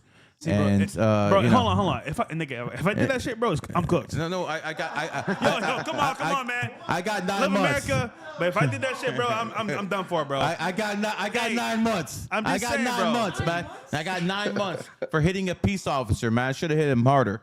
But here's the point, man. When I got in there, and by the way, if I ever run for president, that's gonna get me half the fucking black vote. Yeah. I'll tell you that, though, yeah. That's going to get me half the black vote that I hit a cop and I went to prison for. That will get me the black vote. I know these two motherfuckers voted for me. And these two are in the back over here, so I got 4 already. Yo! Moving on up like the Jeffersons. But when I was in prison, I learned what respect meant. You know, excuse me. You have to be very respectful to people there or you will get shanked. Hold on. Gary, you will get shanked. Gary, keep it real, though. Mm-hmm. Someone ever approached you to... Oh, no. I will tell you the confrontation I got the most, because when I went to jail, I purposely stepped over someone's rug. He was a Muslim, and I knew if I did that, that would be disrespect, and I knew there would be a fight. But I got in the fight off top because I wanted them to know I'm not soft. Go find yourself another white boy. Get it? Oh, shit. So that's the first thing I did. So I didn't really get in too much issues there. I went to the hole twice. I walked around with the lock. Back then, you walk around with the lock and you have a sock. So you put the lock in the sock and you have a weapon. Someone comes up to you, boom. So people knew how to fight. So they, it's reverse discrimination in there. So they messed it with the other white boy down the list. But I will remember this. This was one of the scariest things in prison. And again, I was early to 21, something like that, very young. And I had this one guy who I came in with my intake institution. We were stuck in a cell together for 23 hours. So we took a pen and a plastic bat and we made a chessboard out of it. And I just played with him there for a month. Because, just someone I talk to, there's no one else to do. So I talked to this guy. He's a little bit more on the softer side and stuff like that. And as soon as we both went to our parent institution, Grafton, he started having Kool-Aid on his lips and all this other stuff. And I remember I came up to him and I'm like, oh yeah, I remember I came up to him. Yo, pause, nigga. No, I'm serious. And I'm like, I went up to him and I'm like, bro, what are you doing, man? Fight back. And, he just kind of shook me off and stuff like that. I knew this guy for a month. Like, what are you doing? And I remember I was, taking a shit. And I came out the back stall, and 3 big brothers confronted me. And they're like, that's my property. Dead ass. He looked in my eyes and said, that is my property. Don't fuck with this property. And I'm like, you know what? I got 4 months to go. We good, dog. And I didn't have any more problems. But he was willing to kill me right then and there. He had the shank and everything, man. He had 3 other guys. I wasn't fighting my way out of that one. Whoa. And I saw how jailhouse worked, but the main thing is respect. And as soon as I got out, I respect. For instance, I have the utmost respect for women. The utmost respect for women who raise their kids. I have 0 respect for whores. Because if you're not going to respect your body, why the fuck should I? If you're going to treat your body like a rental car, why the fuck should I have any respect for you? You understand? It is what it is. But when it comes down to it, women, you're supposed to respect. That's the difference, by the way, between the Republican and Democratic Party. Yeah. We have women. They have that other word that starts with W. Well said. Dom, we saw the video. What does this mean for him as an actor in the future? And what's to come from that actual clip? I think, we already seeing a lot of feminists. They already are giving some backlash to him, breaking down as they always do, because they can't handle anyone having an opinion outside of their own. But I think it also shows that the culture itself is shifting. We in a different era where Disney stars can now speak about masculinity and talk about raising their sons the right way. In the past, you'd have to encourage your kids to transition like Dwayne Wade in order to have any type of support from the system itself. So I think really it's going to be a positive and up and up. It's going to influence other stars to really just embrace conservatism as a whole and just the natural state of being human. I mean, the things that we've been embracing over the past few years is just unnatural. So I think we're about to get back to normal again. Okay. And we know Dwayne Wade got a lot of perks for accepting that deal. He signed a lot of deals. Commercials, after that happened. big bags. Because, if you follow the devil, he's going to pay you. It is what it is. That's true. Very true. You follow the devil, he's going to give you his gold. I know other people want to call it other things, but... I mean, if you look at it, who runs this world? Run by evil. Yeah, 100%. And this planet is always going to be run by evil, and that's what numerology has showed me. I'm gonna do something that I haven't done before. I'm gonna break down this planet, man. We live in a 3rd dimensional plane. We're in a 3rd dimensional plane. Me, you, everyone watching, you can see, you can hear. This is a 3rd dimensional plane. Insects live in a hive mind. They live in a 2nd dimensional plane. They can only communicate through antennas and stuff. It's a hive mind. They don't think individually. Okay. Us humans, we do. At least if you're not a communist, So here's what it comes down to. In the 3rd dimension, is run by criminals. Criminal starts with C. C is the third letter. The people who ran the Gambino crime family were 3 life paths. Cop is a 4. 4 and 3 are enemy numbers. I want you to think about how this works. Let's name off all the superpowers in modern U.S. history or modern human history. United States, the USSR, the UK, and what's the country coming up? China. So let's do this real quick. United States, U. UK, U. Use the 21st letter. 2 and 1 is 3. And who's going to replace the United States? A lot of people think China. China is a C, and C is the third letter.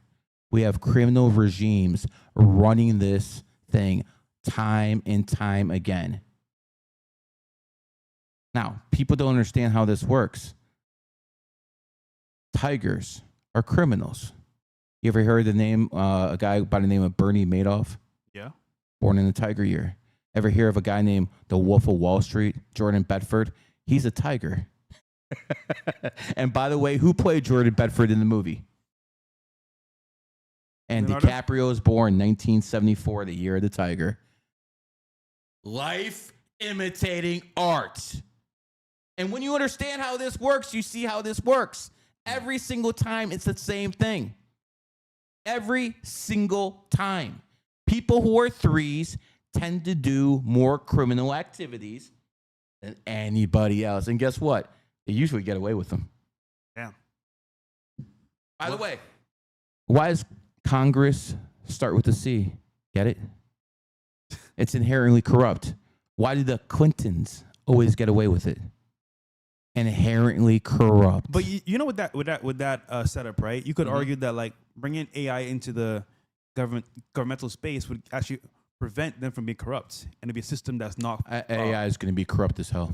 Because the people who design AI are going to be corrupt. And I want to make this clear. A lot of people are talking about a certain group of people out there who they think control the world and everything like that. AI is 1,000 times more dangerous than anything ever. Yeah. It's funny because there's these groups that talk about, like, you know, and people and cabals and stuff. I'm like, bro, when AI hits a fan, bro, it doesn't matter. None of that shit matters. What race, color, it's machine against man. It's over. So this whole talk about it's those people, bro, that shit's for the birds. AI is gonna take over everything. So. This is how it's gonna start.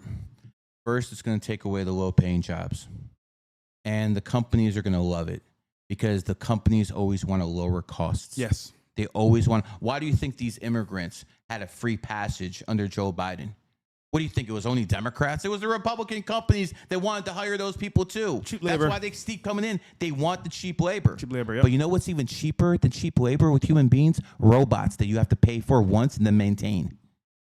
And as those people start replacing the poor people, what's going to happen is it's going to turn into extreme poverty. So what's going to happen is they're going to start telling us we need a basic income.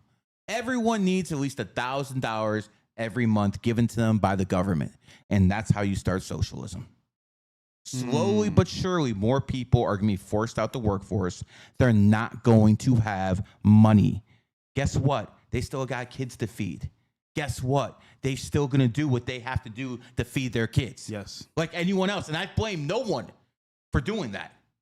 But they're going to force the government to start a basic income, and it's going to get worse and worse as the years. See, it was okay when machines replaced humans, not computers. But when machines did it, people still had to build the machines. So you take away one job, another one comes. Now you have AI at such a rate replacing human jobs. Yes. They have nothing to go to. They have no future. If you guys are young right now, listen to this right now. You have about 4 or 5 years, maybe even sooner. Because if you don't have a bag within 4 or 5 years, you're cooked. You are absolutely cooked. Tell them. So I was at inauguration with Gary. Shout out to him and Thor for getting me there. I got pulled like that. I met some of Elon's people. Some you don't like. Yeah, it's okay. And they spoke about AI. and how at least by 2030, 30% of jobs will be lost in the job market. 30%. That's 5 years. That's coming very soon. Yeah, they're coming for your job, bro. Yeah. Also, They're coming for your job, man. Nah. They're coming for your job. He's Yo, good, he's we good. might have a program. We don't have to pay anybody. Well, hold on. They mentioned that brands, businesses that support AI, and governments will be safe to an extent. When I say government, I mean like high officials only. And usually, for most people, that's not you. You're going to work a regular job. You might work for Morgan Stanley, these companies, but with AI, they could trade it for you on your behalf. All of these things are happening, right? Look at McDonald's. 2016, they already started putting in automated machines. Chase Bank. Oh, tellers? Thing in the past. How much money you need? 10K? For this machine. So now we're seeing in real time that, yes, even back then, they were started doing this as a test to see how people react to it. Correct. But now, when they demand it and they say, listen, I can't afford to pay rent, go to my doctor's hospital bill, pay that, or pay for my daughter's school, what can I do? Well, government, can you help me? Sure, we'll help you. Here's $3K a month. Every month, we'll take care of you. All digital, no cash. Oh, this is amazing. Thank you, daddy government. Yeah. Then you know what happens? Starts with that. Then you know what? We need food. AKA food stamps. Already there. But it's more of a tangible stamp. Versus now, digital. Okay, currency. If it's all digital, there's no cash. Guess what I can do? Well, you didn't follow my rules on Tuesday. Shut them off. Of last month. So now this month, we're cutting off all your money. Yep. Done for. What do? Nothing. Outcast. So this is going to create an economy where if you don't follow the rules of what they think are the rules to go by, you're cooked. You mean social credit? Yes. So you're talking about a Chinese communist type of system. Yes, in America. And you know the crazy part? People say all the time, but Fresh, this won't happen in America. We'll be fine. Well, unfortunately, my friend, if you see what's happening, the world does start slowly changing at certain countries, but eventually it always comes to the West. So I would argue that like we're in a space now, if you grind and start now preparing for what's coming, like you said before, for young people, young kids, you can kind of avert this happening to you on a mainstream level. Obviously, you can't avert everything because we're going to be affected by it too. But preparing for the future means, hey, listen, I need a brand, a business on the side, maybe something online, maybe a streamer, whatever it is for you to combat this ever-growing AI threat. And if you don't prepare now, guys, you are fucked. I'm telling you right now. I think AI is the biggest threat in human history. It is. I'm not even talking about no Terminator, Skynet. Look at the stuff. movies. Yeah, I'm not even talking about that though. Yeah, Like, I want to be a fear monger telling people robots are going to start eliminating people. I don't even want to go that route. They're just going to take your jobs. Yeah. And when half of society doesn't have jobs and they can't fucking feed people, guess what? They're going to go after the rich. So the rich are actually going to have to give them a basic income, and that's the end of capitalism. I got Get friends. your money now. This is a warning. Yeah. Get your money now. Look at my eyes. I'm not playing with you people. Get your money now. Start a brand. Because the one thing an AI won't be able to replace is your personality. Exactly. If you have enough charisma, if you have enough talent, AI will not replace you. Because guess what? A computer can't think like a human. They can be programmed by a human. Once they get to that point, game over. We know billionaires building bunkers underground Yes. to prepare for this bullshit. But Dom, what do you think about this coming with AI, bro? What do you think? I think it's going to dominate everything. They even coming for influencers. Man, some of the influencers online, they do the same thing that people can do, like on YouTube. They got YouTube influencers right now. That's AI. They have like really good talking points, and especially for like women. Most of these 3 or 4s, they're going to be out of work. I think in like 2 years. Majority of people, they're going to be spending money online on AI hoes. Like, I really do believe it. Because they look perfect and you can design them, bro. They're now making it to where you can have an AI girl and they can send you a model of, I'm not going to say for specific reasons, but models of her body parts that you can engage with. And, bro, a lot of people that aren't getting women, they're going to go that route. Because it's more sustainable, it's cheaper, and it's more engaging. They can customize them and can create them and build them. And women are about to be replaced. I think that the birth rates are about to decrease. Whoa. Hold on, Dub. I got a wife, and I no AI gonna replace her. I promise you that, brother. I promise you that, man. Because I ain't going down that road. Because I've heard about bestiality. What the hell would you even call that? Whoa. What would you even call that, brother? Oh man, brother. No, I'm just telling you, like, what would you even call that when if a man is going to be sleeping with a robot? What do you call that? Robot. Reality? Oh, robality or something like that? Robality. Yo, you're about to put a word in the Guinness Book of World Records right now. Robality.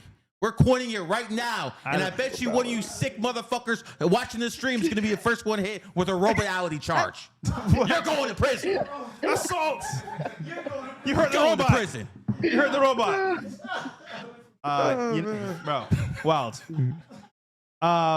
Yeah. But all jokes aside, guys, it is a serious topic because this is coming for everybody. No one's safe. And prepare for the worst because keeping it real, who knows what's coming next with AI fully. We didn't have like a glimpse of it. So Yeah, and I don't trust Elon Musk. I know you don't. And I'm going to tell you why. You know, listen, I'm not going to say I just don't like him because I don't like him because he cost me money. I don't trust the man who had 15 different women with 16 different kids with 17 different women, bro. Like, he has a lot of kids with a lot of different women. And if you can't be faithful to the people you have kids with, you ain't gonna be faithful to anybody. Yeah. That's facts out there, guys. That's straight up facts. So again, I understand people make mistakes once, maybe twice. In baseball, 3 strikes, you're out. This guy's on strike number 8, 9. And quite frankly, nah, we're on YouTube. Let me do this reading real quick. Okay. Joey, New York City, August 24th, 1986. I've been delivering Forex trader. I haven't researched in my breakthrough yet. What can you say about that? Okay, so you're born on the 24th. You're home and family oriented, but you're also a tiger. So tigers have their limits to their home and family. So a tiger born on the 4th might have multiple families. One thing you can do because you're born with the 24 energy is basically real estate. A lot of people who are born in the 6th, people who have 6 energy, people born in 15, 24, 2 and 4 is 6, 1 and 5 is 6. They do well in the real estate market because that is 6 energy. Home, family is always dominated by 6. You're a tiger. One of the best things about being a tiger is they fucking age like wine, bro. They literally age like wine. Does Tom Cruise look like he's born 1962? Anybody? No. Because tigers age very well. So this man born 86, I don't have to look at him to know he looks very young for his age. It is what it is. People who have 11s and tigers, they should be extremely good athletes, and they need an out for athletics. That's what you have to understand. But I'll give you one example out there. You live in New York. New York's a monkey is not good for tigers. Okay? New York is a monkey state. It's not the place for tigers. For you to succeed and be the best version of you, you have to move out there. It's not going to happen for you there. And if you stay there, it's going to hurt you. I had a client, he played for the Washington Redskins, now the Washington Commanders. They had to change their name because of racism. But he went to New York twice a year, sometimes to play the Jets, sometimes to play the Giants. He said every time he was in New York, he got injured. He was born the enemy year, and every time he was there, he got injured. Really? Yeah, it's like that. So as you being a tiger, I tell you to get the hell out of the monkey state. And think about it. New York was the most powerful state in America a long time. It still is the financial capital. New York's a monkey state, and this is a monkey country. But that money is moving down to Miami, isn't it? Yeah. A monkey city. 100%. See how this works? So for you, my friend, the best place for you, and again, I don't really recommend that people go there, but for you, I will, is California. California was founded in a dog year. And people who are born in tigers do best in dog energy. So when it comes down to, that's a good place for you to live. A little bit too liberal for me, but one of the predictions I made, and if you can go up to my IG and you can play this clip, Bills, when I said, Dave will help you find it, when I predicted the California fires. Remember in the very beginning of the year? I predicted California fires. I basically said, if you're in California, get out. California is founded in 1850, the year of the dog. Last year was the year of the dragon. But see, the year of the dragon didn't end until January 29th. Those fires started January 7th. Damn. They burned half the freaking city of LA down. Now, most people can say, yo, Gary, that was done on purpose. They want to build a 15-minute city. I'm not going to disagree with you. But guess what? They still did it in its enemy year. That's the point. Things always happen in their enemy year. Yeah. Kobe died in his enemy year. 2 days into Kobe's enemy year, he died. Helicopter, right? Yep. There's a lot of rumors that he was suing vaccine companies and stuff like that, but we'll never know. We'll never know. But one thing we do know, Kobe's probably the third best player in NBA history. One of the best for sure. He's the third best player. And I know sports might not be your thing, but I find it interesting, like people compare LeBron and Kobe. There is no comparison. Even though Kobe has 5 rings and LeBron has 4, Kobe never made anyone better. He was a ball hog. He didn't pass the ball. He did everything himself. He was a great player, but he didn't make people around him better. LeBron made everyone around him better. And that is why LeBron James is a superior. Kobe's a horse? Is that why? Kobe's a horse. He does horse. things himself. Yeah. Like for instance, if you're with a horse and you're not going to the gym like a horse, or you're not, doing the athletic shit like a horse, they don't even want to fuck with you. That's how they are, man. That's how they built. They don't like fucking with lazy people. I talked about my stepdad in Russia. This guy's like 80, 70 years old. He's working all the time, bro. He don't stop. Horses don't stop. Horses also the revolutionaries in life. You get it? Horses are revolutionaries in life. And guess what? We can bring up Myron. We can do that. Myron's a horse. Israel is found in the rat year. Rat and horse are enemy signs. You see how that works? You see how that works?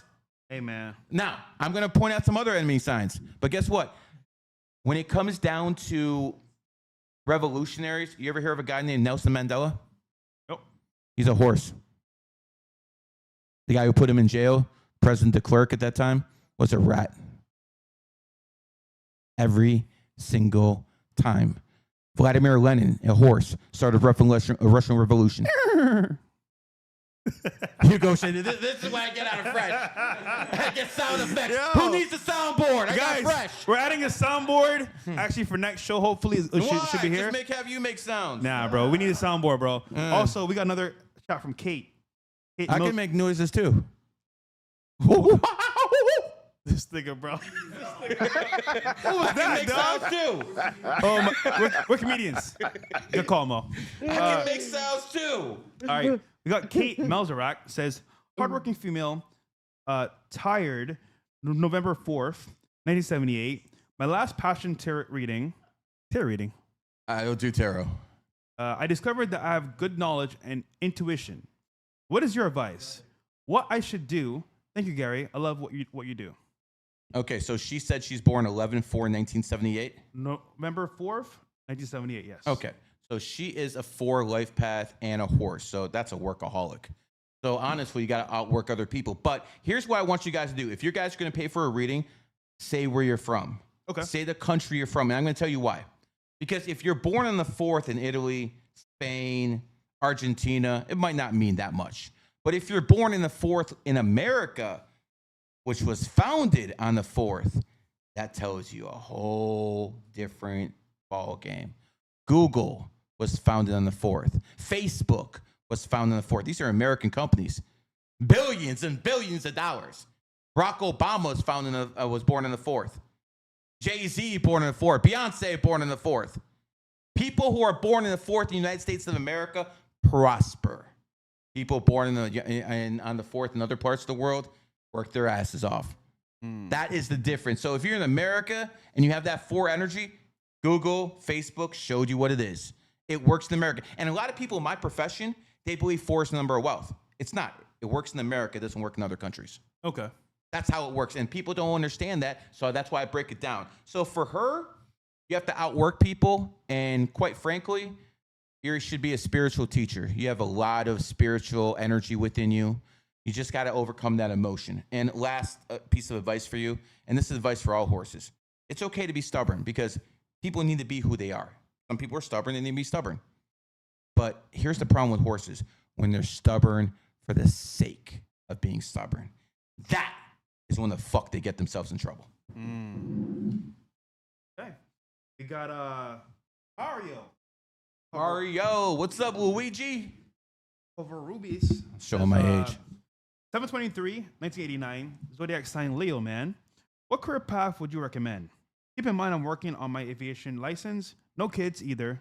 Live in the US, but I was born in Mexico. So 7/23, 1989. Zodiac sign Leo. Yeah, I can figure out the zodiac signs. So he's born on the 23rd. Shout out to Dom. That's your 23rd brother and stuff like that. Oh, yeah. But when it comes down to people who are born on the 23rd, they're entertainers. Look at the industry Dom's in.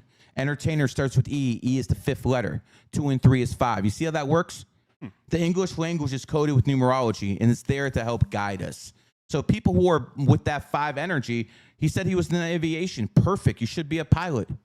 People who are 5s do very well when they travel. You're not supposed to be in one place for too long. So 5s basically cover 2 things. Number 1, good looks. So, getting women shouldn't be an issue, okay? So people who are born on the 5th, 14th, 23rd, they are very attractive people. And if you don't believe me, go to your Facebook pages, look out for people who have birthdays on the 5th, 14th, 23rd. You'll see it yourself. See, that's the thing. You don't have to trust me. You can verify yourself. That's crazy. That's how it works. So, and another thing is people who are 5s tend to travel and they're attractive. Does that make sense why so many immigrants are good looking? Thank you very much. I'm Gary. not talking about you, bro. There's exceptions to the rule. Screw you, bro. Screw you, Gary. You know what? Gary. I kind of want to roast Gary right now, bro. But you know what? I'm going to take it. Yo, what the hell, man? This is a grown man. To be fair, bro. It is if what you it said is. it looked Listen, kind of weird. I ain't no fucking Casanova. I was, though.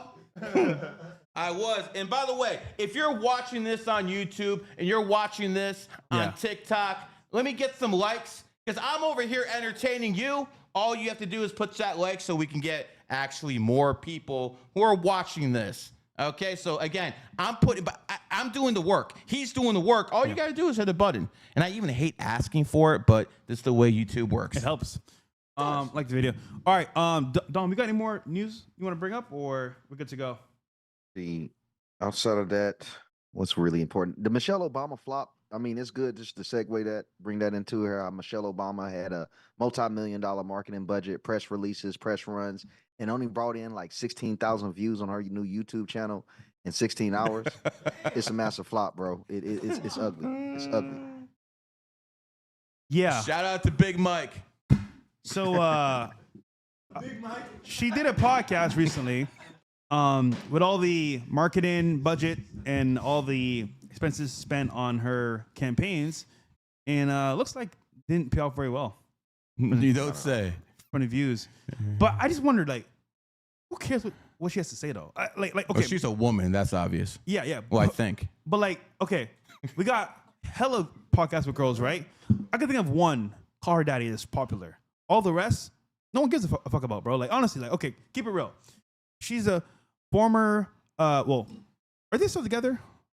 Well, the rumor is that Barack Obama dumped her ass for Jennifer Aniston. And you know what, man? Seeing a black man, dump a black woman for a white one, I think that's pretty much the way society's going. So yeah, I believe it. Yeah. Either way, man, I wish her the best, but I don't see that shit popping off like. Yo, put a side by side between Jennifer Aniston and Michelle Obama. You tell me who you're gonna be with, man. And the difference, Stop bro. the games, man. Yeah, and there's also allegation of her being like the other team. Mm-hmm. So who knows, bro? You know who I know? I know Barack Obama's brother. Oh shit! Oh yeah, no. Yeah. You watched the interview, right? Part of it. Yeah. So I'm cool with Barack Obama's brother, man. He has some choice words about Michelle. What'd he say? We're on YouTube. All right. Loud and clear. All right, Dom, you got something else? Outside of that, it's been pretty slow. I don't think. Let me make sure. Yeah, pretty much. That's about pretty much it for just for today. All right, fire, bro. By the way, Dom, how's Tesla stock doing? It seems like it's been doing pretty bad. I think it's the worst performance. Pretty stock. bad, man. You know, they just Like the said worst that's one of the performance. biggest collapses in modern stock market history. It lost 40% in 5 weeks. Well, you see what happened. They did a commercial, wink, wink, Mm-hmm. with the big G. So, Yeah. you know, hopefully that helps a little bit. Hopefully. Anyways, we got another reading. 9/10/1997 ox. I'm a male in Texas. Well, that's good. You're an ox, and Texas is a snake state, founded 1845, same year as Florida. So again, that's a good state for ox to live in. My brother is 6/28/1989. So he has Elon Musk's birthday. He's a 7 Lifepath, just like Musk, except he's a snake. So a snake in a snake state is a pretty good thing. When are we going to get a bag? When should we? Okay, so here's the thing. Your brother is born on the 28th. But he's about to be in a 7-year cycle after his birthday. So I think the best time for you guys to make a bag together is after his birthday in 2026, because he was going to be in a 6-year cycle. So here's the thing about people who are born on the 28th. Make sure they're the CEOs of the company. There's a reason Bill Gates is born on the 28th. Elon Musk is born on the 28th. Carlos Slim is born on the 28th. The Dallas Cowboys, the most valuable football franchise in sports, is founded on the 28th. There's a reason for this. There's a reason. Rolex. Rolex. I know you guys don't have one of these. You can live vicariously through me for a second. But right here, the Rolex always has a 28 in it. You can get one, guys. Every single time it has a 28 in its ads. Look it up. Why? Because they know it's the number of wealth. So if your brother has that 28 energy, open a company and have him be the CEO. Okay. That's how it works. You know, a lot of people ask me, well, wait a second. Mark Zuckerberg isn't born on the 28th. You're right, but his sister is. Sometimes it's the people around you. A lot of people will be like, Jeff Bezos isn't born on the 28th, but his former wife, Mackenzie, is. She's a 28 life path. Every single time it's there. So you're saying every time. It doesn't have to be you. It could be someone that's like actually like around you. What you're saying? So I could have like someone that's like my sister, Yes. a brother, Yes. and once they have that energy, it works. Do you ever hear of a guy named Napoleon? Hill? Napoleon, no, Bonaparte. Dun, dun, dun, dun, dun, dun. You get that song? Okay, that's your cue to play the song.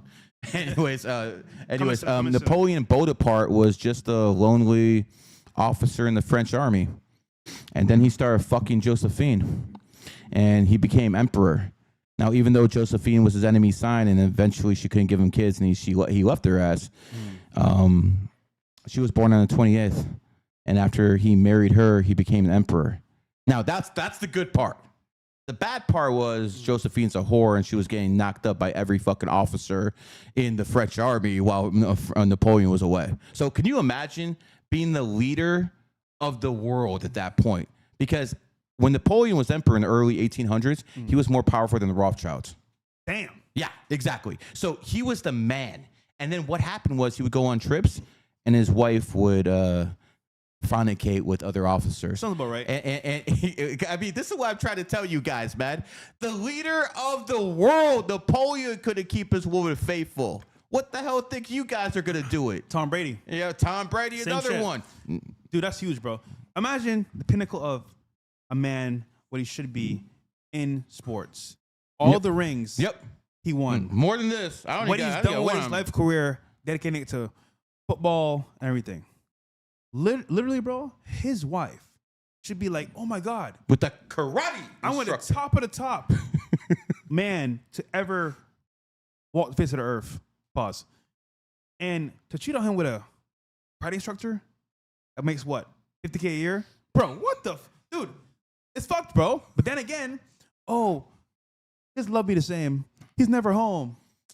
These bitches, bro. Yeah, he's never Crazy, bro. out there making that money. Crazy. Man. It is what it is. Yeah. Listen, here's what I got to tell you about that. Tom Brady, he's a smart dude, man. Yeah. He's a smart dude. He put all his money in his mom's name before he got divorced. So there we go. Giselle ended up paying him. W Tom, man. W Tom. W Snake. W Tom. Team Snake. Team Snake. W And Tom. by the way, for all the fraud astrologers out there who say monkey and snake are soulmate signs, They do well together. We got a monkey snake partnership right here, but they ain't supposed to get married. Tom Brady did not work out with Giselle. Monkey snake relationship. By the way, did Ye work out with Kim Kardashian? No. No, that's another monkey snake relationship. So Kanye, again, free country, First Amendment. You can say everything you want, but did the Jews tell you to marry a whore? I'm just curious. Did they? I would argue that you can see that coming from a mile away. Yeah. I mean, Kim Kardashian, who she is, marrying her would always be. Look at her past relationships. They all ended in divorce or failure. All of them. There was a guy named Chris Humphries. She married. He was out within 24 days. They call it the Kim Kardashian curse. The Kardashian curse, basically. It's something else, man. Tyga, I don't understand it. All these people, bro. What's up a lost shit, man? All right, we got a super chat in January 7th, 2005. By the way, if you're born January 7th, you're one smart son of a bitch. All right, we won't go into why my birthday, but people who are born January 7th are really, really smart. So it is what it is. Anyways, January 7th, 2005 is a 6th life path. So you're probably a homebody, brother. You're probably one of those people who's always looking out for others, taking care of others. Kind of like you, Fresh, aren't you? Aren't you always taking care of other people? Yeah, low key. I get a lot of hate for it though, but that's all right, man. These guys are, they're spending their money on on women, prostitutes. You're spending your money on your family.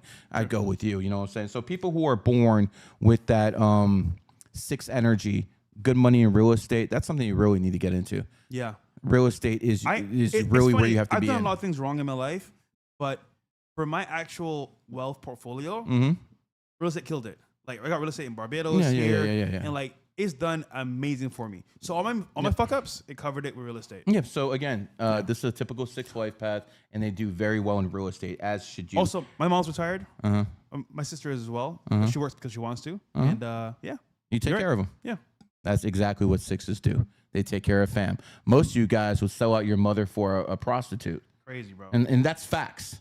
That's facts because you guys are fucking pieces of shit. I mean, I let my mom meet him.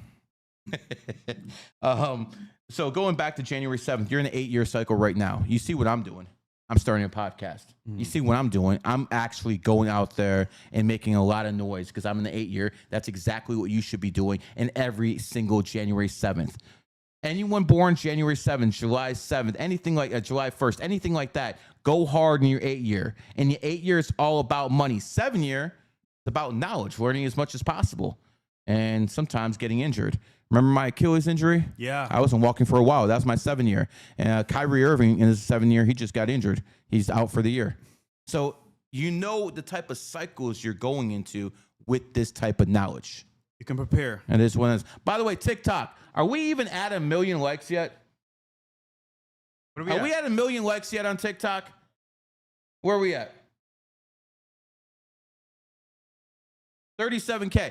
TikTok. Wow. I'm really, really disappointed in you, man. Way more, man. I need some likes. I need to see some galaxies. Let's go. Listen, enough nonsense. Gary drove all the way down here. Yeah, I put drove a lot all of the way time down and to effort into Brickell, this, man. for you guys to make this thing professional. I had to go through plebs, people, homeless people, people who smell bad, prostitutes. For you guys. I had to battle to get in here.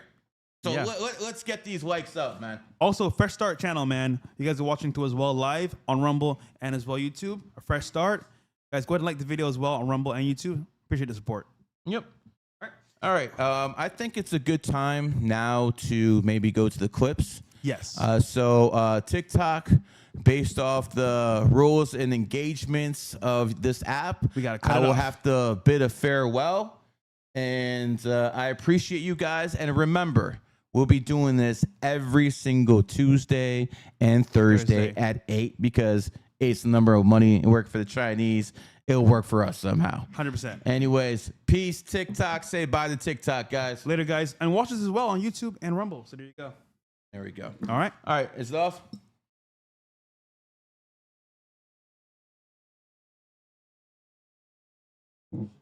Good to go? All right, now that the TikTok is gone, so into the news. We could get into the news. So people been talking shit about you, bro. Yeah, bro. So we did an interview with No Jumper a couple of days ago in LA. We spoke about a lot of things, content, our channel, me and Myron, obviously speaking our journey, what we've been through, and haters talking shit about us all the time. But what came out was actually another creator that we know, Sneeko. And if you guys don't know, Sneeko is a friend of the show. He's been with us for quite some time, off and on. He does his thing in and out, and not a bad guy. The issue is that, like, as a big bro, as a friend, I give him advice. You do too as well. And what happens is what sign is he again? He's a tiger. Tiger? Tigers don't listen well. Yeah. So the problem is that, like, as a friend, I'm a help you out as much as I can.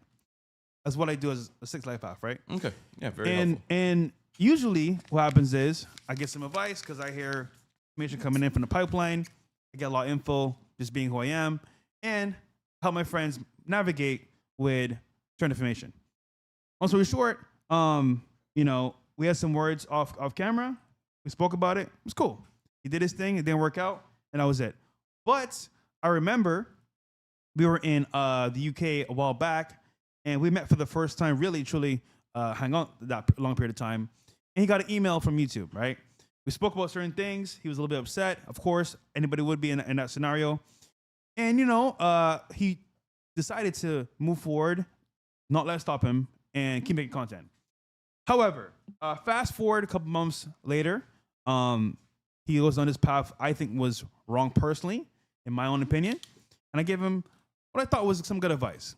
And actually speaking, it was good advice because He didn't think so. I know. But what I said came true. I said, brother, if you go on this path, this is going to happen. Not because I feel like it. It's because I know these people in corporate, how they think, how they maneuver, and I know CEOs. So get on this path. You talk to these billionaires. I do. Okay. And it's funny because, like, listen, I'm not much of a crazy viral creator, but I do have connects with people high up. And as a result, I know what's coming. So as a friend, hey, bro, this is going to happen. If you do X, Y, Z, boom, it happened. Now, on the podcast, Flacco brought up Sneeko. And obviously speaking, yeah, he's doing great. He's doing a fucking awesome rebrand. Happy for him. But I kept it real. Listen, this is what I think about Sneeko. Great creator. He had the actual world by the throat. And we'll play a clip actually from No Jumper ourselves so you guys can see how Sneeko reacted to my truthful talk about him in real time. Oh, let's see the clip. Wait.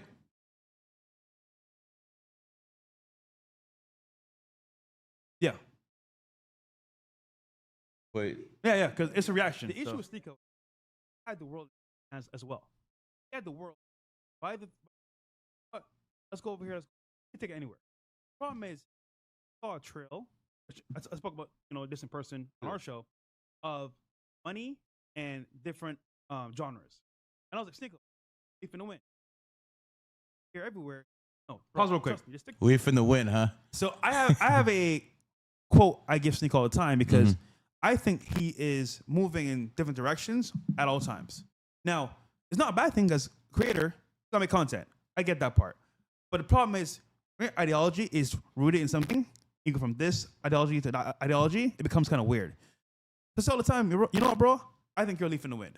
My opinion, I could be wrong, but I think I'm right. What exactly does that mean, leaf in the wind? So as the wind blows, leaves go up, down, left, right, all over. So you're saying he's a politician and he flip-flops? Until they eventually fall to the ground. Gotcha. That's the analogy I give for Sneeko.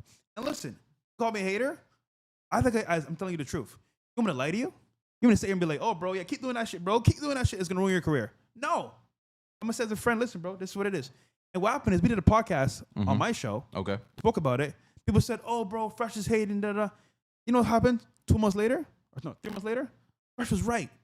Duh. I mean, it's common sense. It common sense, gang. But again, I'm harsh because I tell them the truth. Really?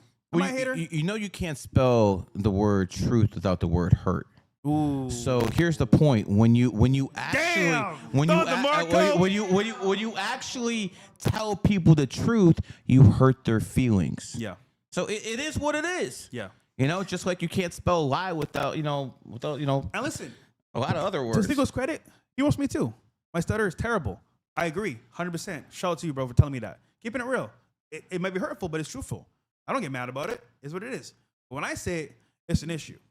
I don't get it. But let's continue the clip, man. All right. The way I see it, like I literally can't. That's how he talk about something. And if I talked about 5 times a week, multiple years, then I got into content creative, and it's to make something. Approaching it like these are the talking points that turns it into a job, and that's exactly why I didn't get a job. I didn't want to be the robot plugging in the same. Yeah, I make vlogs. Yeah, I stream. Yes, I talk about relationships. Yes, I talk about everything. That's what I mean. But again, where's the money going? And also, that's just a fucking lie, Fresh. If I was going where the money was going, then why the fuck would I talk about the Jews like you're saying? What the fuck are you talking about? If I was going where the money was going, would I start talking about Red Pill? Like, bro, what is he talking about? My friend's saying that I go where the money. Why am I vlogging for free on X, Fresh? 101 vlogs in a row for free. What the fuck are you talking? Right after Flacco says, yo, these vlogs are amazing, that I make no money for, Fresh like, he goes where the money goes. Pause. Where's my check? Those two things. He's kind of emotional. Pause. So this argument of posting vlogs on X is, to me, lame. I'll tell you why. Just because you're posting on X for free, which you're not, you get paid, roughly.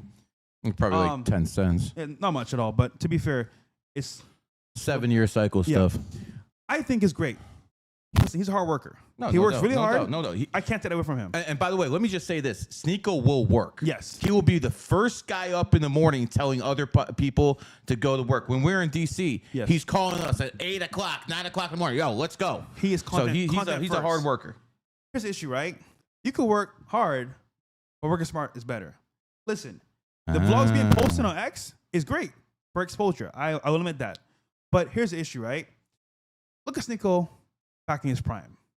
He had the youth. He's like 27 years old. What could his prime be? His prime time on YouTube and being a creator. Okay.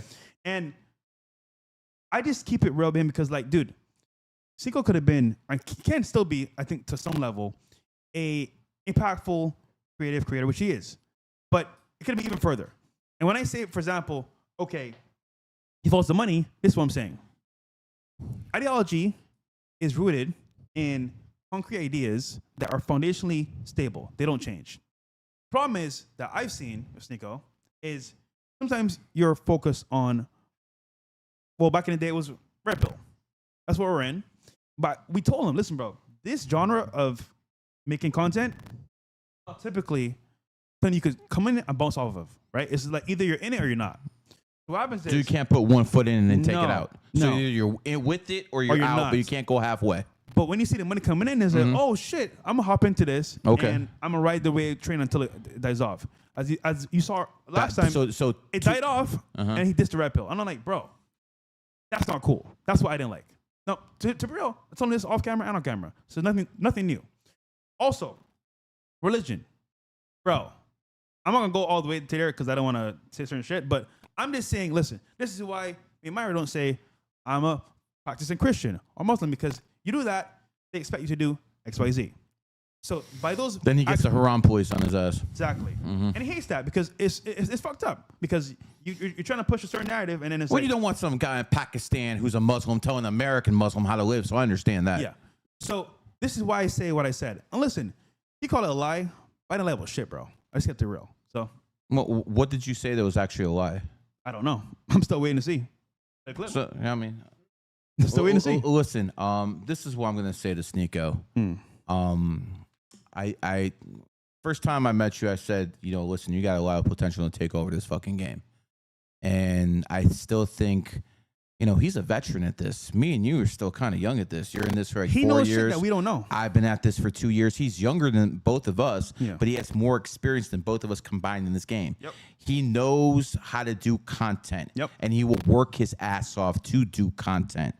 But at the end of the day, like, he talks about this gambling deal, and he could have got 15 mil for gambling a year.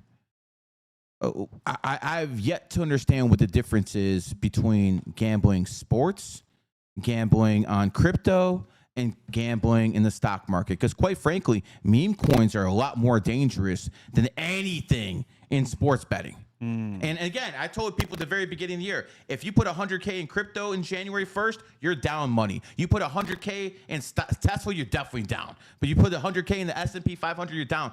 But if you were smart and you picked the Philadelphia Eagles to win the Super Bowl, you're up over 100%. So you're not going to tell me that sports gambling is haram when crypto is okay and the stock market's okay. It just doesn't make sense. Shit. That's what I'm trying to say. Like, be consistent with this stuff. And again, I would rather Sneeko be a Muslim than a degenerate. Much rather him do that. But at the end of the day, when you like push religious content, you kind of like lock yourself in a certain department, man. Yeah. And that's the issue, because all of a sudden, people who are religious, I'm going to make this clear to everyone. I'm not talking to Sneeko anymore. I'm talking to everybody. When people are religious, the people who support them and back them will not do it financially. Doesn't matter if you're a Muslim or a Christian, maybe some other groups. But it doesn't matter if you're a Muslim or a Christian, they will not support you financially. They just won't. I can give you two examples. Young Don and Gideon. They made their whole content about being Christ-like, following the Bible, and that's the way to go. And I said to myself, okay, I understand preaching gospel is important. You should do that 100%. The problem is there's no money in that. So I said, okay, I'm going to watch and see how long they're going to last doing this. And I was right. Young Don said he's done with Christianity, which is a huge L. You made your whole brand about it and then say it's an L. When did he stop doing it? Recently. Right now. Right now. It was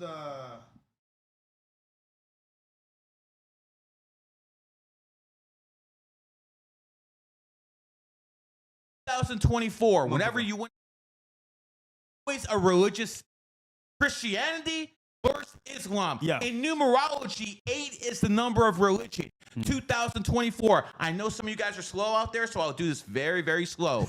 2 plus 0 plus 2 plus 4 is 8. So last year was the year of religion. A lot of people became Muslims and Christians last year. Yeah. A lot. Sonny, shout out to Sonny. He became a Muslim last year. So a lot of people got very religious last year. Yeah. Now that we're in 2025, that grift's over. It's over. That grift is over. Now people are into this, and you'll see it by the end of the year. Gideon, another example. He came into the game doing pranks. Amazing work. I watched the videos up until today. He is an amazing creator, I think. And he followed the whole Christian path for a while, and then he made no money. He even said, I gotta pay my bills. Understandable. You gotta pay your bills, G. I get it. And he pivoted from that to doing pedo catches, which is great. Good, regular Get content. them off the streets. Yeah, good content needs to be done, doing the Lord's work. But again, this whole religion-based thing that people do online, I think it has its place. But when you change from topic to topic, genre to genre, it don't bode well. So that's all I was saying. Listen, bro. It's hard to keep loyal fans that way. You go on this path, cooking yourself, man. There's no point. Okay. So because people are so against gambling, will you read that off for me right there? All right. So Gary's this type of guy that he does a lot of sports betting and wins. Yeah. So he brags about his winnings. Yeah. So Why don't you tell people what that is right there? Wager $500. And how much did I win? Payout $6,280. Okay. See, listen, I'm all for people making money, but this is the easiest money I've ever seen somebody make. Easiest. And I'm like, how's this even possible? How do you know how to win? So here we go. And again, I'll put this on Twitter later on. So what we had here was the Devils to win. I know you guys are going to start calling me, but that's the New Jersey Devils. This is hockey. We also had the Rangers to win and the Panthers to win. And we have a 6-teamer here because I took them all over 4.5. That means the game, every single game has to be over 4.5 total goals. It all hit. So this one ticket, because I only put in 6,000 today. This one ticket covers everything. That means the rest of these are free rolls. This is a 6-teamer. Do you know how difficult this is to hit?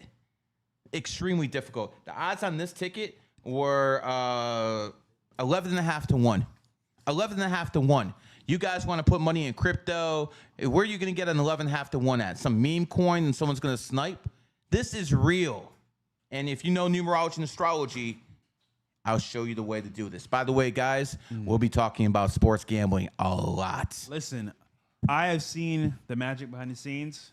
I'm not gonna lie, man. With the right mentor in this space, you could kill it, bro. So props to you on that. Appreciate that, brother. But yeah, just to bring it full circle, man. I see people do the religion thing where they talk about religion for a little bit and then die off because you don't get paid for it. I don't think Sneako's actually grifting religion. I do believe he believes in it. No, he does. I do believe he believes in it. But the problem is that if you don't do what they like, they'll come after you. They're gonna attack you. They're not loyal. And here's the thing. So I'm not talking about Sneako. I'm talking about some bigger guys right here. One I've noticed is there's a trend of some guys who claim to be atheist first. Patrick Bet David, a few other guys. And as soon as they get a bag, all of a sudden they find God. It's and again, your boy Tate's one of them. As soon as he gets a fucking bag, he finds God. I want people to understand this. If you're poor and you found God, I'm never going to call you a grifter. But if you're someone who used to call yourself an atheist and then you came into money and you started grifting this stuff, I'm not falling for it. I'm going to tell you why, Fresh. Because when you're a rich man, the best way to bond with poor people is through God. Religion. Every single time. That's a good point. Because here's the point, man. Understand this. If you're a Christian and you commit some heinous crimes, the Christians are still going to defend you because you're a Christian. If you're a Muslim or a Jew and you commit some heinous crimes, your people are still going to defend you. So people who have no bond over anything, they will bond over religion. So again, can I say for 100% Patrick Bet David and Tater Grifton? No, I can't say it for 100%. But I have noticed a lot of rich guys who were atheists before, as soon as they get a little bit of that money, all of a sudden they get religious. I question that. I would argue the most, I want to say consistent person I've seen consistently is Jesse Lee Peterson. He's been in the game for 20 plus years doing his thing, and he never swayed once. So not one time. Not one time. He's that guy for real. So shout out to him. Okay. All right, let's continue clip. Got him a strike. But I don't even think you can get strikes for those things. No anymore. anymore. It's not bannable anymore. That, right? No. His account should be reinstated. No. Fact, but, I agree. but hold on. It could have been. And this is where, like, I do shit behind the scenes that people don't know. Yeah. Again, with the CIA agent, Mossad Fresh, behind the Cut scenes. it right now. Cut it right now. YouTube, Rumble. Oh, We could say something right now. say it, bro. I don't want to. We could say something right now, but I can say this. This man helped Sneako with YouTube. He really did. I'm not going to say any more. I don't want to. Yeah. I told Sneako I'd never talk bad about him, so I won't. But when it comes down to it, I promise you, I know information. I know things. I just don't want to release in the public. This man helped Sneako, or at least tried to help Sneako get his YouTube back. Yeah. And he did for a little bit. But For a day. you know the worst part? Like, people don't appreciate when I do things for them, right? Because, like, either because maybe I'm not that popping for them, or maybe I'm not, like, doing it how they want it to be done. And it's because, like, I understand how this business works. A to Z. What to do, what not to do. I've been through the trials and tribulations. You guys have seen it. You know what I'm saying? Demonetize, getting deals, making things happen. And it's a game being played here. Now, the audience doesn't notice because they're watching it from, outside looking in. They say, attack these people, do this and that. Yeah, it's funny. So you get canceled and then no money's coming in. And every creator that you know is in it for the money. When they say, oh, it's not for the money, it's just for the love. Except Myron. Fucking lie. Myron's only Except one. Myron. Everyone's in it for the money except Myron. And I would argue that, like, well, yeah, because a lot of people say that they are in it to win it, but they're in it for the money. They're not. So what happens is when you do certain things, you don't get no money. It's cut off. And at that point, you become in survival. You get put into survival mode. So my thing is, like, this whole thing, and he said, man, CIA bullshit. Bro, the shit I've done, I don't brag about because I don't want to, first You of all. shouldn't. And You two, shouldn't. with my connections, I would have to do that to them. So for me, it's more like, obviously speaking, I don't want to sound on camera, Sneako, because I don't want to out the people that was trying to help you. Period, bro. Like, they're helping you to get your shit back that I know. So when you say shit like that, it's like, bro, what I did for you in the past, yeah, I'm not gonna brag about it, but you can't disqualify what I just said. No, because it's you real. can't. And you know, we both want Sneeko to get his stuff back. Of course. We both want Sneeko to have the same opportunity that we're on right now on YouTube to get super chats and get remonetized. We all want that for Sneeko. And, you know, at the end of the day, I think he's trying to do that right now because he realized that what he was doing before, maybe it was working in 2023 and 2024, but it's not going to work in 2025. So, you know, we all evolve, and hopefully Sneeko's there, because when I met Sneeko the first time, I said I expect big things out of him, and I hope he doesn't make me look like a liar. So I really do expect him to be a big player in this game, because quite frankly, I'm retiring soon. Fresh probably got about what? Unlike what Zerka said, he got about 10 years. Well, we'll get to Zerka in a second, but I promise you this guy's still going to be around in 10 years. The good thing is with podcasting, you don't have to be the most insanely wild person, always doing random shit. It's more of a conversation piece that people will tune into. And yeah, it starts small, but it can end up really being a big bag. So we'll see what happens, Zerka. But I guarantee you, bro, I'll be here longer than you. I guarantee you one thing, Zerka. You're one of the funniest men on the planet. And, you know, the shit I went through with you, brother, those were some times, man. I remember one time I thought Zerka got kidnapped. People, what's his name? What the hell is that kid's name? Jack Doherty called me and he's like, yo, Zerka's under, like, he's been, like, taken hostage. So I get the address and I go there with my crew. And as soon as we go there, Zerka and those guys are cool. I'm like, what the hell just happened here? I thought there was an issue. And I went in there and I started giving people numerology readings. I know, seriously. I think I'm about to go down there, and I think I'm knocking on a door at a house I'd never been, and we're ready to fucking go in there. Yeah. Like, we're ready. Like, what's up? As soon as I go in there, everyone's cool, and they're like, yo, you're Gary the Numbers guy. I'm like, yeah, my birthday. And I just sat around, started giving people birthday reasons. I think I'm about to go looking for smoke, and instead people want autographs. So I'm like, okay, this is new, but it is what it is. But me and Zerka's been through some battles, but I promise you, man, this man made more in a year than you made in your life. I wish him the best, bro. Of course, 100%. Let me do a super chat before we move on. Cool. 11/22/1979 GOAT. My son is 10/12/1997 Ox. Enemies. Yes, that is 2023 enemy year on my birthday. That would be 11/22/33. What does that mean? It doesn't mean much, so don't worry about that. Also, manifesting money. How does that work? You live in Canada. Well, I mean, listen, if you live in Canada, Justin Trudeau destroyed your nation. Facts. He absolutely destroyed as much shit as I talk about President Biden, who's a piece of garbage. He was like a picnic in the park compared to what Justin Trudeau did to Canada. So honestly, I don't know what you do in Canada at this point, but I would try to get out. Now, you being born on the 22nd, you have to understand that you are a master builder. Example, Fousey. Fousey was born on the 22nd. Wasn't even the #1 guy on YouTube? 100% back in the day. Back in the day, and then he fell off. He destroyed himself. So what happens with these 22s is they put themselves on and then they destroy themselves. That's what they're called, master builders and master destroyers. Damn. So, for instance, George Washington started America, born on the 22nd. Vladimir Lenin started the USSR, born on the 22nd. So people who are born on the 22nd are builders. So it doesn't matter if they're men or women. 22s are good at building up others. They're good at being mentoring other people. 22s are good architects. 22s are bodybuilders. 22s, Bradley Martin's born on the 22nd. So a lot of people who are born on the 22nd are here to build. Let me go back to your birthday. You're actually a 5 life path and a GOAT. You know, Fresh, a lot of people on here talk about numerology and astrology, but I got to tell you, those GOATs, they're fine, bro. And I'm okay saying that with my wife sitting right there. And she ain't a GOAT. Okay? Goats are freaking fine because that is what they're given in the Matrix. But they're also gold diggers. GOAT starts with G-O. Gold digger starts with G-O. Remember a bitch by the name of Anna Nicole Smith? 100%. Yeah, she married a what? She married a what?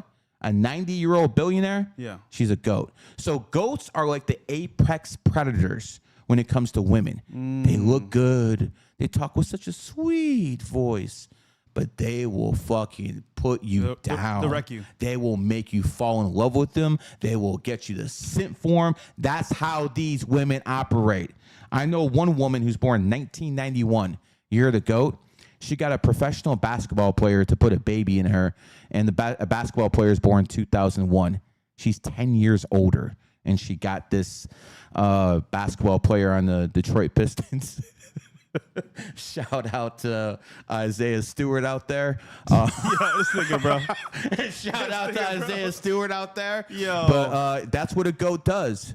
They're apex predators, and they will use their looks to get what they want out of men. I have seen more goats be players than any other sign. Damn. So I'm not saying that this woman is. I'm just saying it's in the goat's nature. So she's a 5 and a goat. There is no better looking combination than the 5 goat. There you go. When it comes down to you, hun, you have to be the type of person who knows everybody. You got to be the middleman. You do that, you'll be extremely good in life. And as for your son, you have an enemy sign relationship with your kid. That's not easy. But remember, as difficult as your pregnancy was, it was also difficult on him. So my advice to you is don't have a short fuse with them. That's usually what happens with enemy signs. I'll give you an example how enemy signs work. NATO, founded 1949, year of the ox. Russia, founded 1991, year of the goat. They're at war right now in the proxy war in Ukraine. Enemy signs. Zelensky was born in the snake year. Most people are like, yo, Gary, under your system, a snake should be doing good in the snake year. Donald Trump just dressed his ass down in the White House, kicked his ass out. So what happened? He came to power in 2019. 2019 was a pig year. He came to power in his enemy year, and they went to war. By the way, Vladimir Putin, he's born in the year of the dragon. He got reelected the last time in 2018, which was his enemy year. The two presidents who came to power in their enemy year are both at war. This is how this stuff works. Enough with this, all this other stuff you believe in. I don't ask for your faith like Christianity and Islam and Judaism and Buddhism and Hinduism. I don't ask for your faith. I ask you to be logical and look at all the information I'm giving you. It is what it is. All right. We'll finish the clip off here. Let's see what else there is. All this shit, right? And I know what can happen if you move a certain way. Yeah. The problem is he doubled down on certain things, which is the Jew shit, all that shit. No, what, bro? Fresh. Stop lying about me publicly on other podcasts. That's not why I was banned on any platform. When we were in the UK, when we went to Romania, I wasn't even talking about Israel then. Really, this is the fucked up thing, Fresh. I'm trying to get unbanned, and you're just doing bad PR for me. You're painting me as if I'm an anti-Semite. Like everyone here at Adam 22 is like, Adam 22 is saying, yeah, those are not part of the policies anymore. Myron's like, he should be reinstated. Fresh is like, he is an anti-Semite. Okay, so do you actually want me to be unbanned? Pause. Because all you're doing is more damage. This nigga, bro. First of all, I didn't say that. Secondly, what I was saying is that, like, on Twitch, I know he got banned. Because I know why Myron got banned. And that's the reason why. Simply put. That's what I was saying. I didn't say YouTube. I said, in general, his talking points like that get him banned. And getting unbanned is almost possible because, guess what? They run shit. So, I didn't label shit. So, what do you think about his rebrand the past 6 months where he hasn't really been talking about them boys? It's amazing. I think he's doing a great job with the rebrand. But I was just pointing out what happened in the past and what happened with Sneeko. That's pretty much it.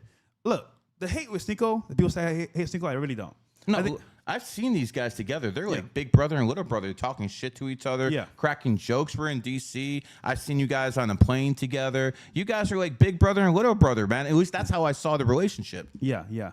And look, I mean, we don't always agree, of course. No, definitely not. But, you know, he's a very good kid. I think he's a good kid. Yeah, just I saw where he went wrong, where he was going wrong. I said, listen, bro, here's some advice. Again, he's a tiger, right? So you don't listen. Tigers don't listen to much.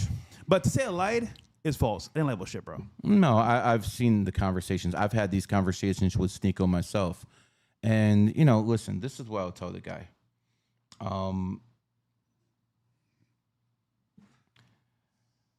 As a matter of fact, let me take this a different approach. I think YouTube should unban him. Yeah. And I think Sneeko should get his platform back because, quite frankly, the stuff he got strikes for, COVID misinformation, which was really the truth, and election misinformation, which is really the truth because Donald Trump is 3-0 in elections. It's bullshit. Is bullshit. So he should get his account back. 100%. But I think the reason he hasn't got his account back is because he talks shit about certain people. Is it justified what he's doing? Maybe. But at the end of the day, I'm gonna tell people this: if them boys weren't running the world, someone else would. Would it be a Chinese? And it'd be the Chinese, it'd be something else. And guess what? What makes you think it'd be any better? We have a country right now in the United States of America where almost 7% of the citizens of this country are millionaires. Yeah. 7%. You go to the rest of the world combined, it's like 1 out of 300. Here, it's 7 out of 100. This is American privilege. And no matter who runs this world, you became a millionaire, I became a millionaire. Yep. It's all on you. So are they really that bad? Because they're letting people become millionaires. By the way, I might be white. You might call this white privilege crap. He isn't. This guy is dark as midnight. Hell. So when it comes down to it, he became a millionaire. He's an immigrant in this country. What is your excuse? So I don't want to hear it. If you work hard enough in this country, no matter who's in charge, you can make it. Yeah. And everyone who talks shit about them, understand that we have a bigger threat. AI. Holy shit. And I'm going to be remembered for this. And they're going to call me some kind of, clairvoyant. Whatever. They're going to say whatever they want about me. That I'm working for Mossad or everything like that. I am telling you right now, AI is the most dangerous thing in human history. Yep. And if you guys want to pay attention to the people who used to run the world, cool, whatever. But why do you think all this information's coming out where if you said it 10 years ago, you get your bank account shut down, you talk about it now, no one cares? You know why? Because there's a bigger threat. AI. Start paying attention to what AI is doing. Forget about the stuff in the past. Rothschilds ain't running shit like they used to. Well said. We got some more to play here, right? He doubled down on certain things, which is the Jew shit, all that shit. And listen, bro. Yeah, Chad, this was before Ye 24 as well. You got a choice to make here. Either you're gonna be big, make money, or not. He chose that path. Yeah, right. Okay, he thinks that I'm just in this for money. Fresh, you know how much I can make from gambling right now? I can make $30,000 an hour if I gamble right now. I don't need to be talking about this stuff. You should. If I was just chasing the money like Fresh is saying, why am I not gambling right now? It's not even like I was just offered this 2 years ago. Right now I could do it. Literally right now. And I'm not doing it. $30K a year, an hour, which it ends up being like if I'm really consistent and I grind, I can make up to $15 million a year. If I put in some good hours, I can make $15 million a year to spin slots and click through. Damn, that just pissed me off, bro. And it costs $30K an hour. I don't think high class prostitutes get that. So it sounds really good what he just said. Yeah. And it's funny because I know the deal he had on the table with our company. And it's funny because he says gambling is the issue. I won't say too much because respectfully, I think I don't want to go down that path. I'm the gambler here. But what I will say is that if you can do X, you can do Y. That's all I'm going to say. If you can do the stock market, if you can do crypto, there should be no difference with sports gambling. And don't tell me people lose because right here, before I came here, I put this in 16 parlay, 500 to win 6,200. I mean, I'm not saying this is big money or anything. This ain't going to change anything. Maybe you plebs, this is big money out there. This is pocket change to me. What I might do is actually not, never mind. Anyhow, I'm going to learn this shit. See what's up. You definitely will. I'm going to learn this shit. All right, we got to do a super chat real quick. All right. Another 11/22/1980 Monkey Hubby 6/12/1978 Horse 1 Kid 9/14/2014. Okay, so wow, she just went through. You got like 4 kids here. That's a lot. God damn, She woman, ain't playing. you've been putting work in. Yonita. So you know one thing I'm very happy about, bro. I'll even take my glasses off for this. I'm really happy I don't have any daughters. Thank you, baby. I'm really happy I don't have any daughters blessed. because, quite frankly, if any of the daughters looked like their mother, I think that I'd probably be in prison because I'd have a chastity belt on them and have the key around my freaking neck. the way it should be, man. Because the way I envision marriage is, you have a bride, you have the groom. Assuming I had a daughter, she'd be the bride and stuff like that. I would have had a ceremony where I had that chastity belt around my neck for 20 years, bro. 30 years. I don't care how long it takes her to get married. And then we'd have a ceremony that I take it off, bro.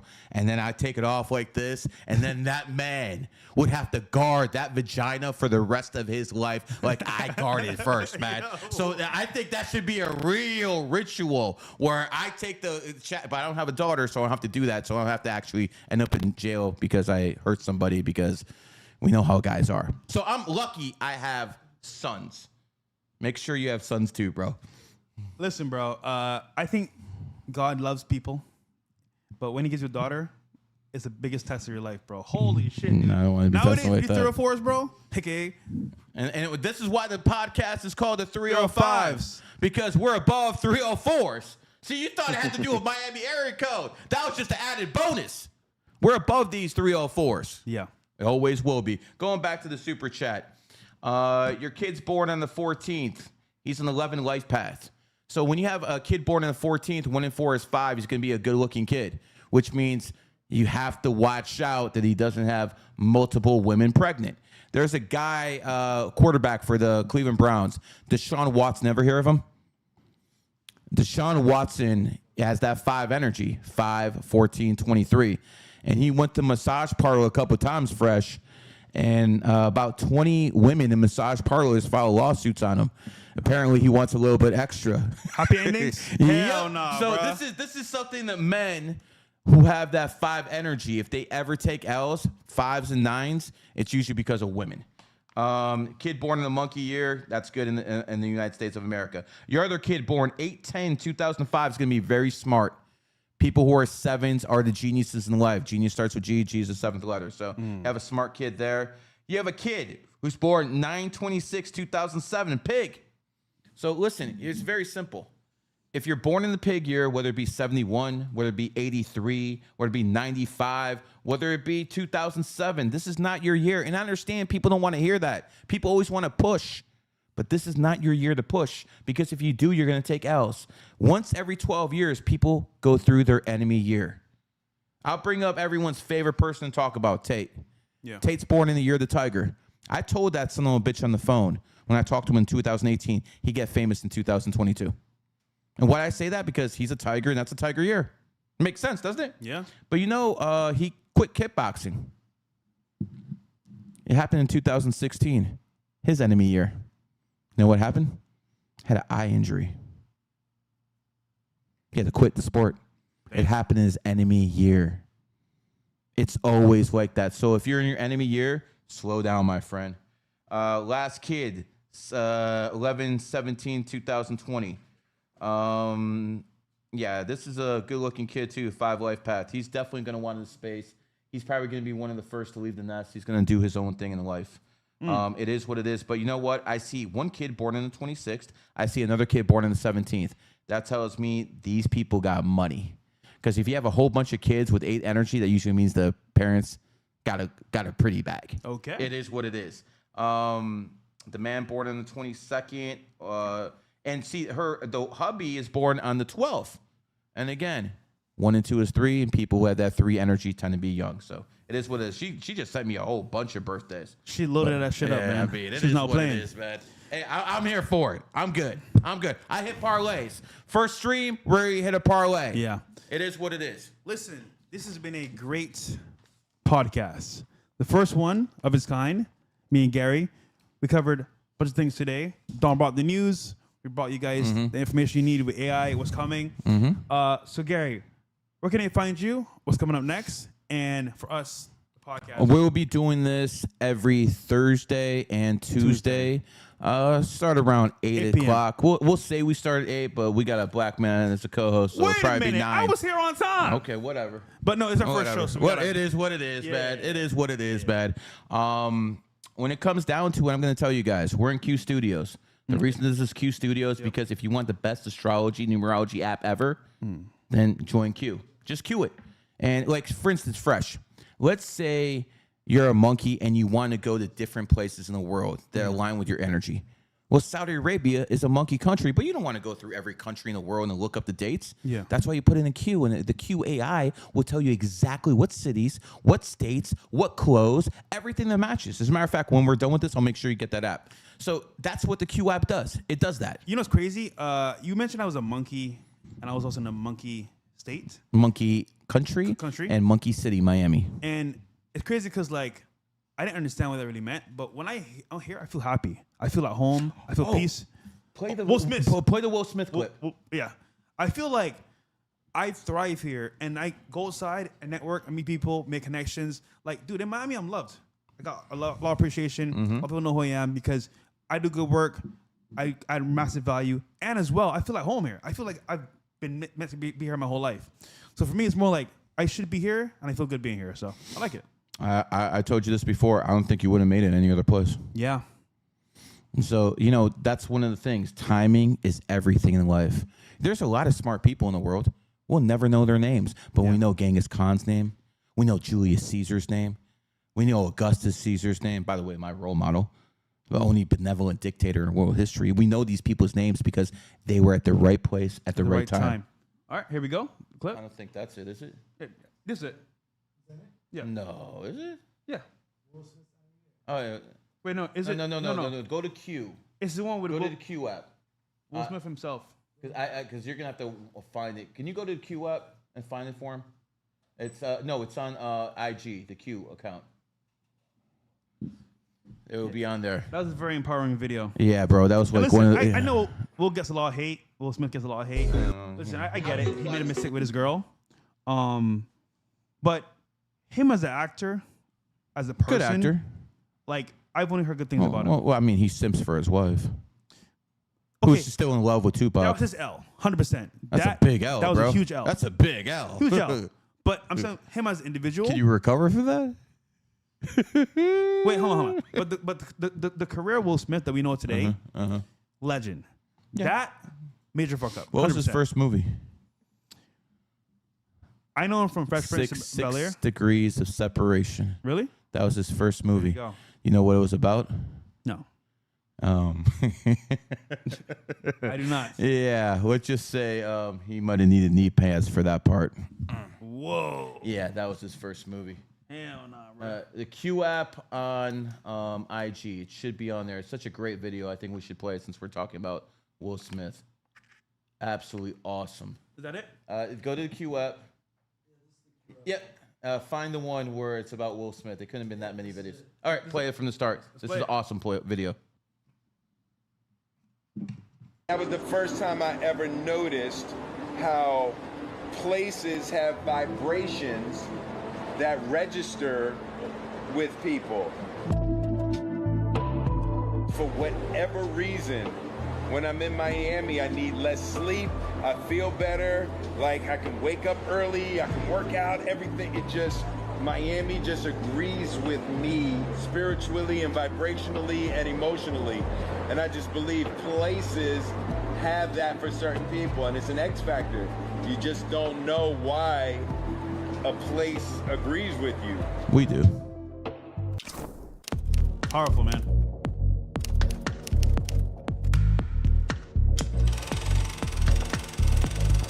Born in the monkey year. Miami's a monkey. There you go.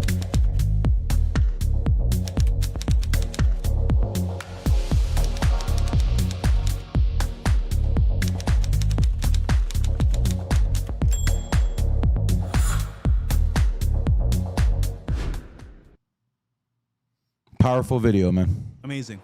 Anyways, Fresh, it's been a good first episode. Good first episode, bro. Many more coming. Yeah. If you guys want to learn more about numerology and astrology, go to gg33academy.com. If you want to book a reading with not just me, it's GaryTheNumbersGuy.com with 2 R's. Or you can go to my readers, gg33readings.com. That's a lot of websites. What do you got for us, Fresh? Also, guys, I'm going to be doing one-on-one interviews with celebrities and good people of value for you guys to learn about making money, investing, how to start content creation, all the fun stuff on Saturdays and Sundays. So we'll do the first one, I believe, next weekend. And then, of course, Tuesday, Thursday, I'm with Gary doing a show here with you guys. But again, you guys want celebrities on the show. You know, things are a little bit crazy over there. But here, it's in this one-on-one conversation, just us talking, shooting the shit. And the guests coming are going to be insane. So I'll see you guys then. Peace. Peace.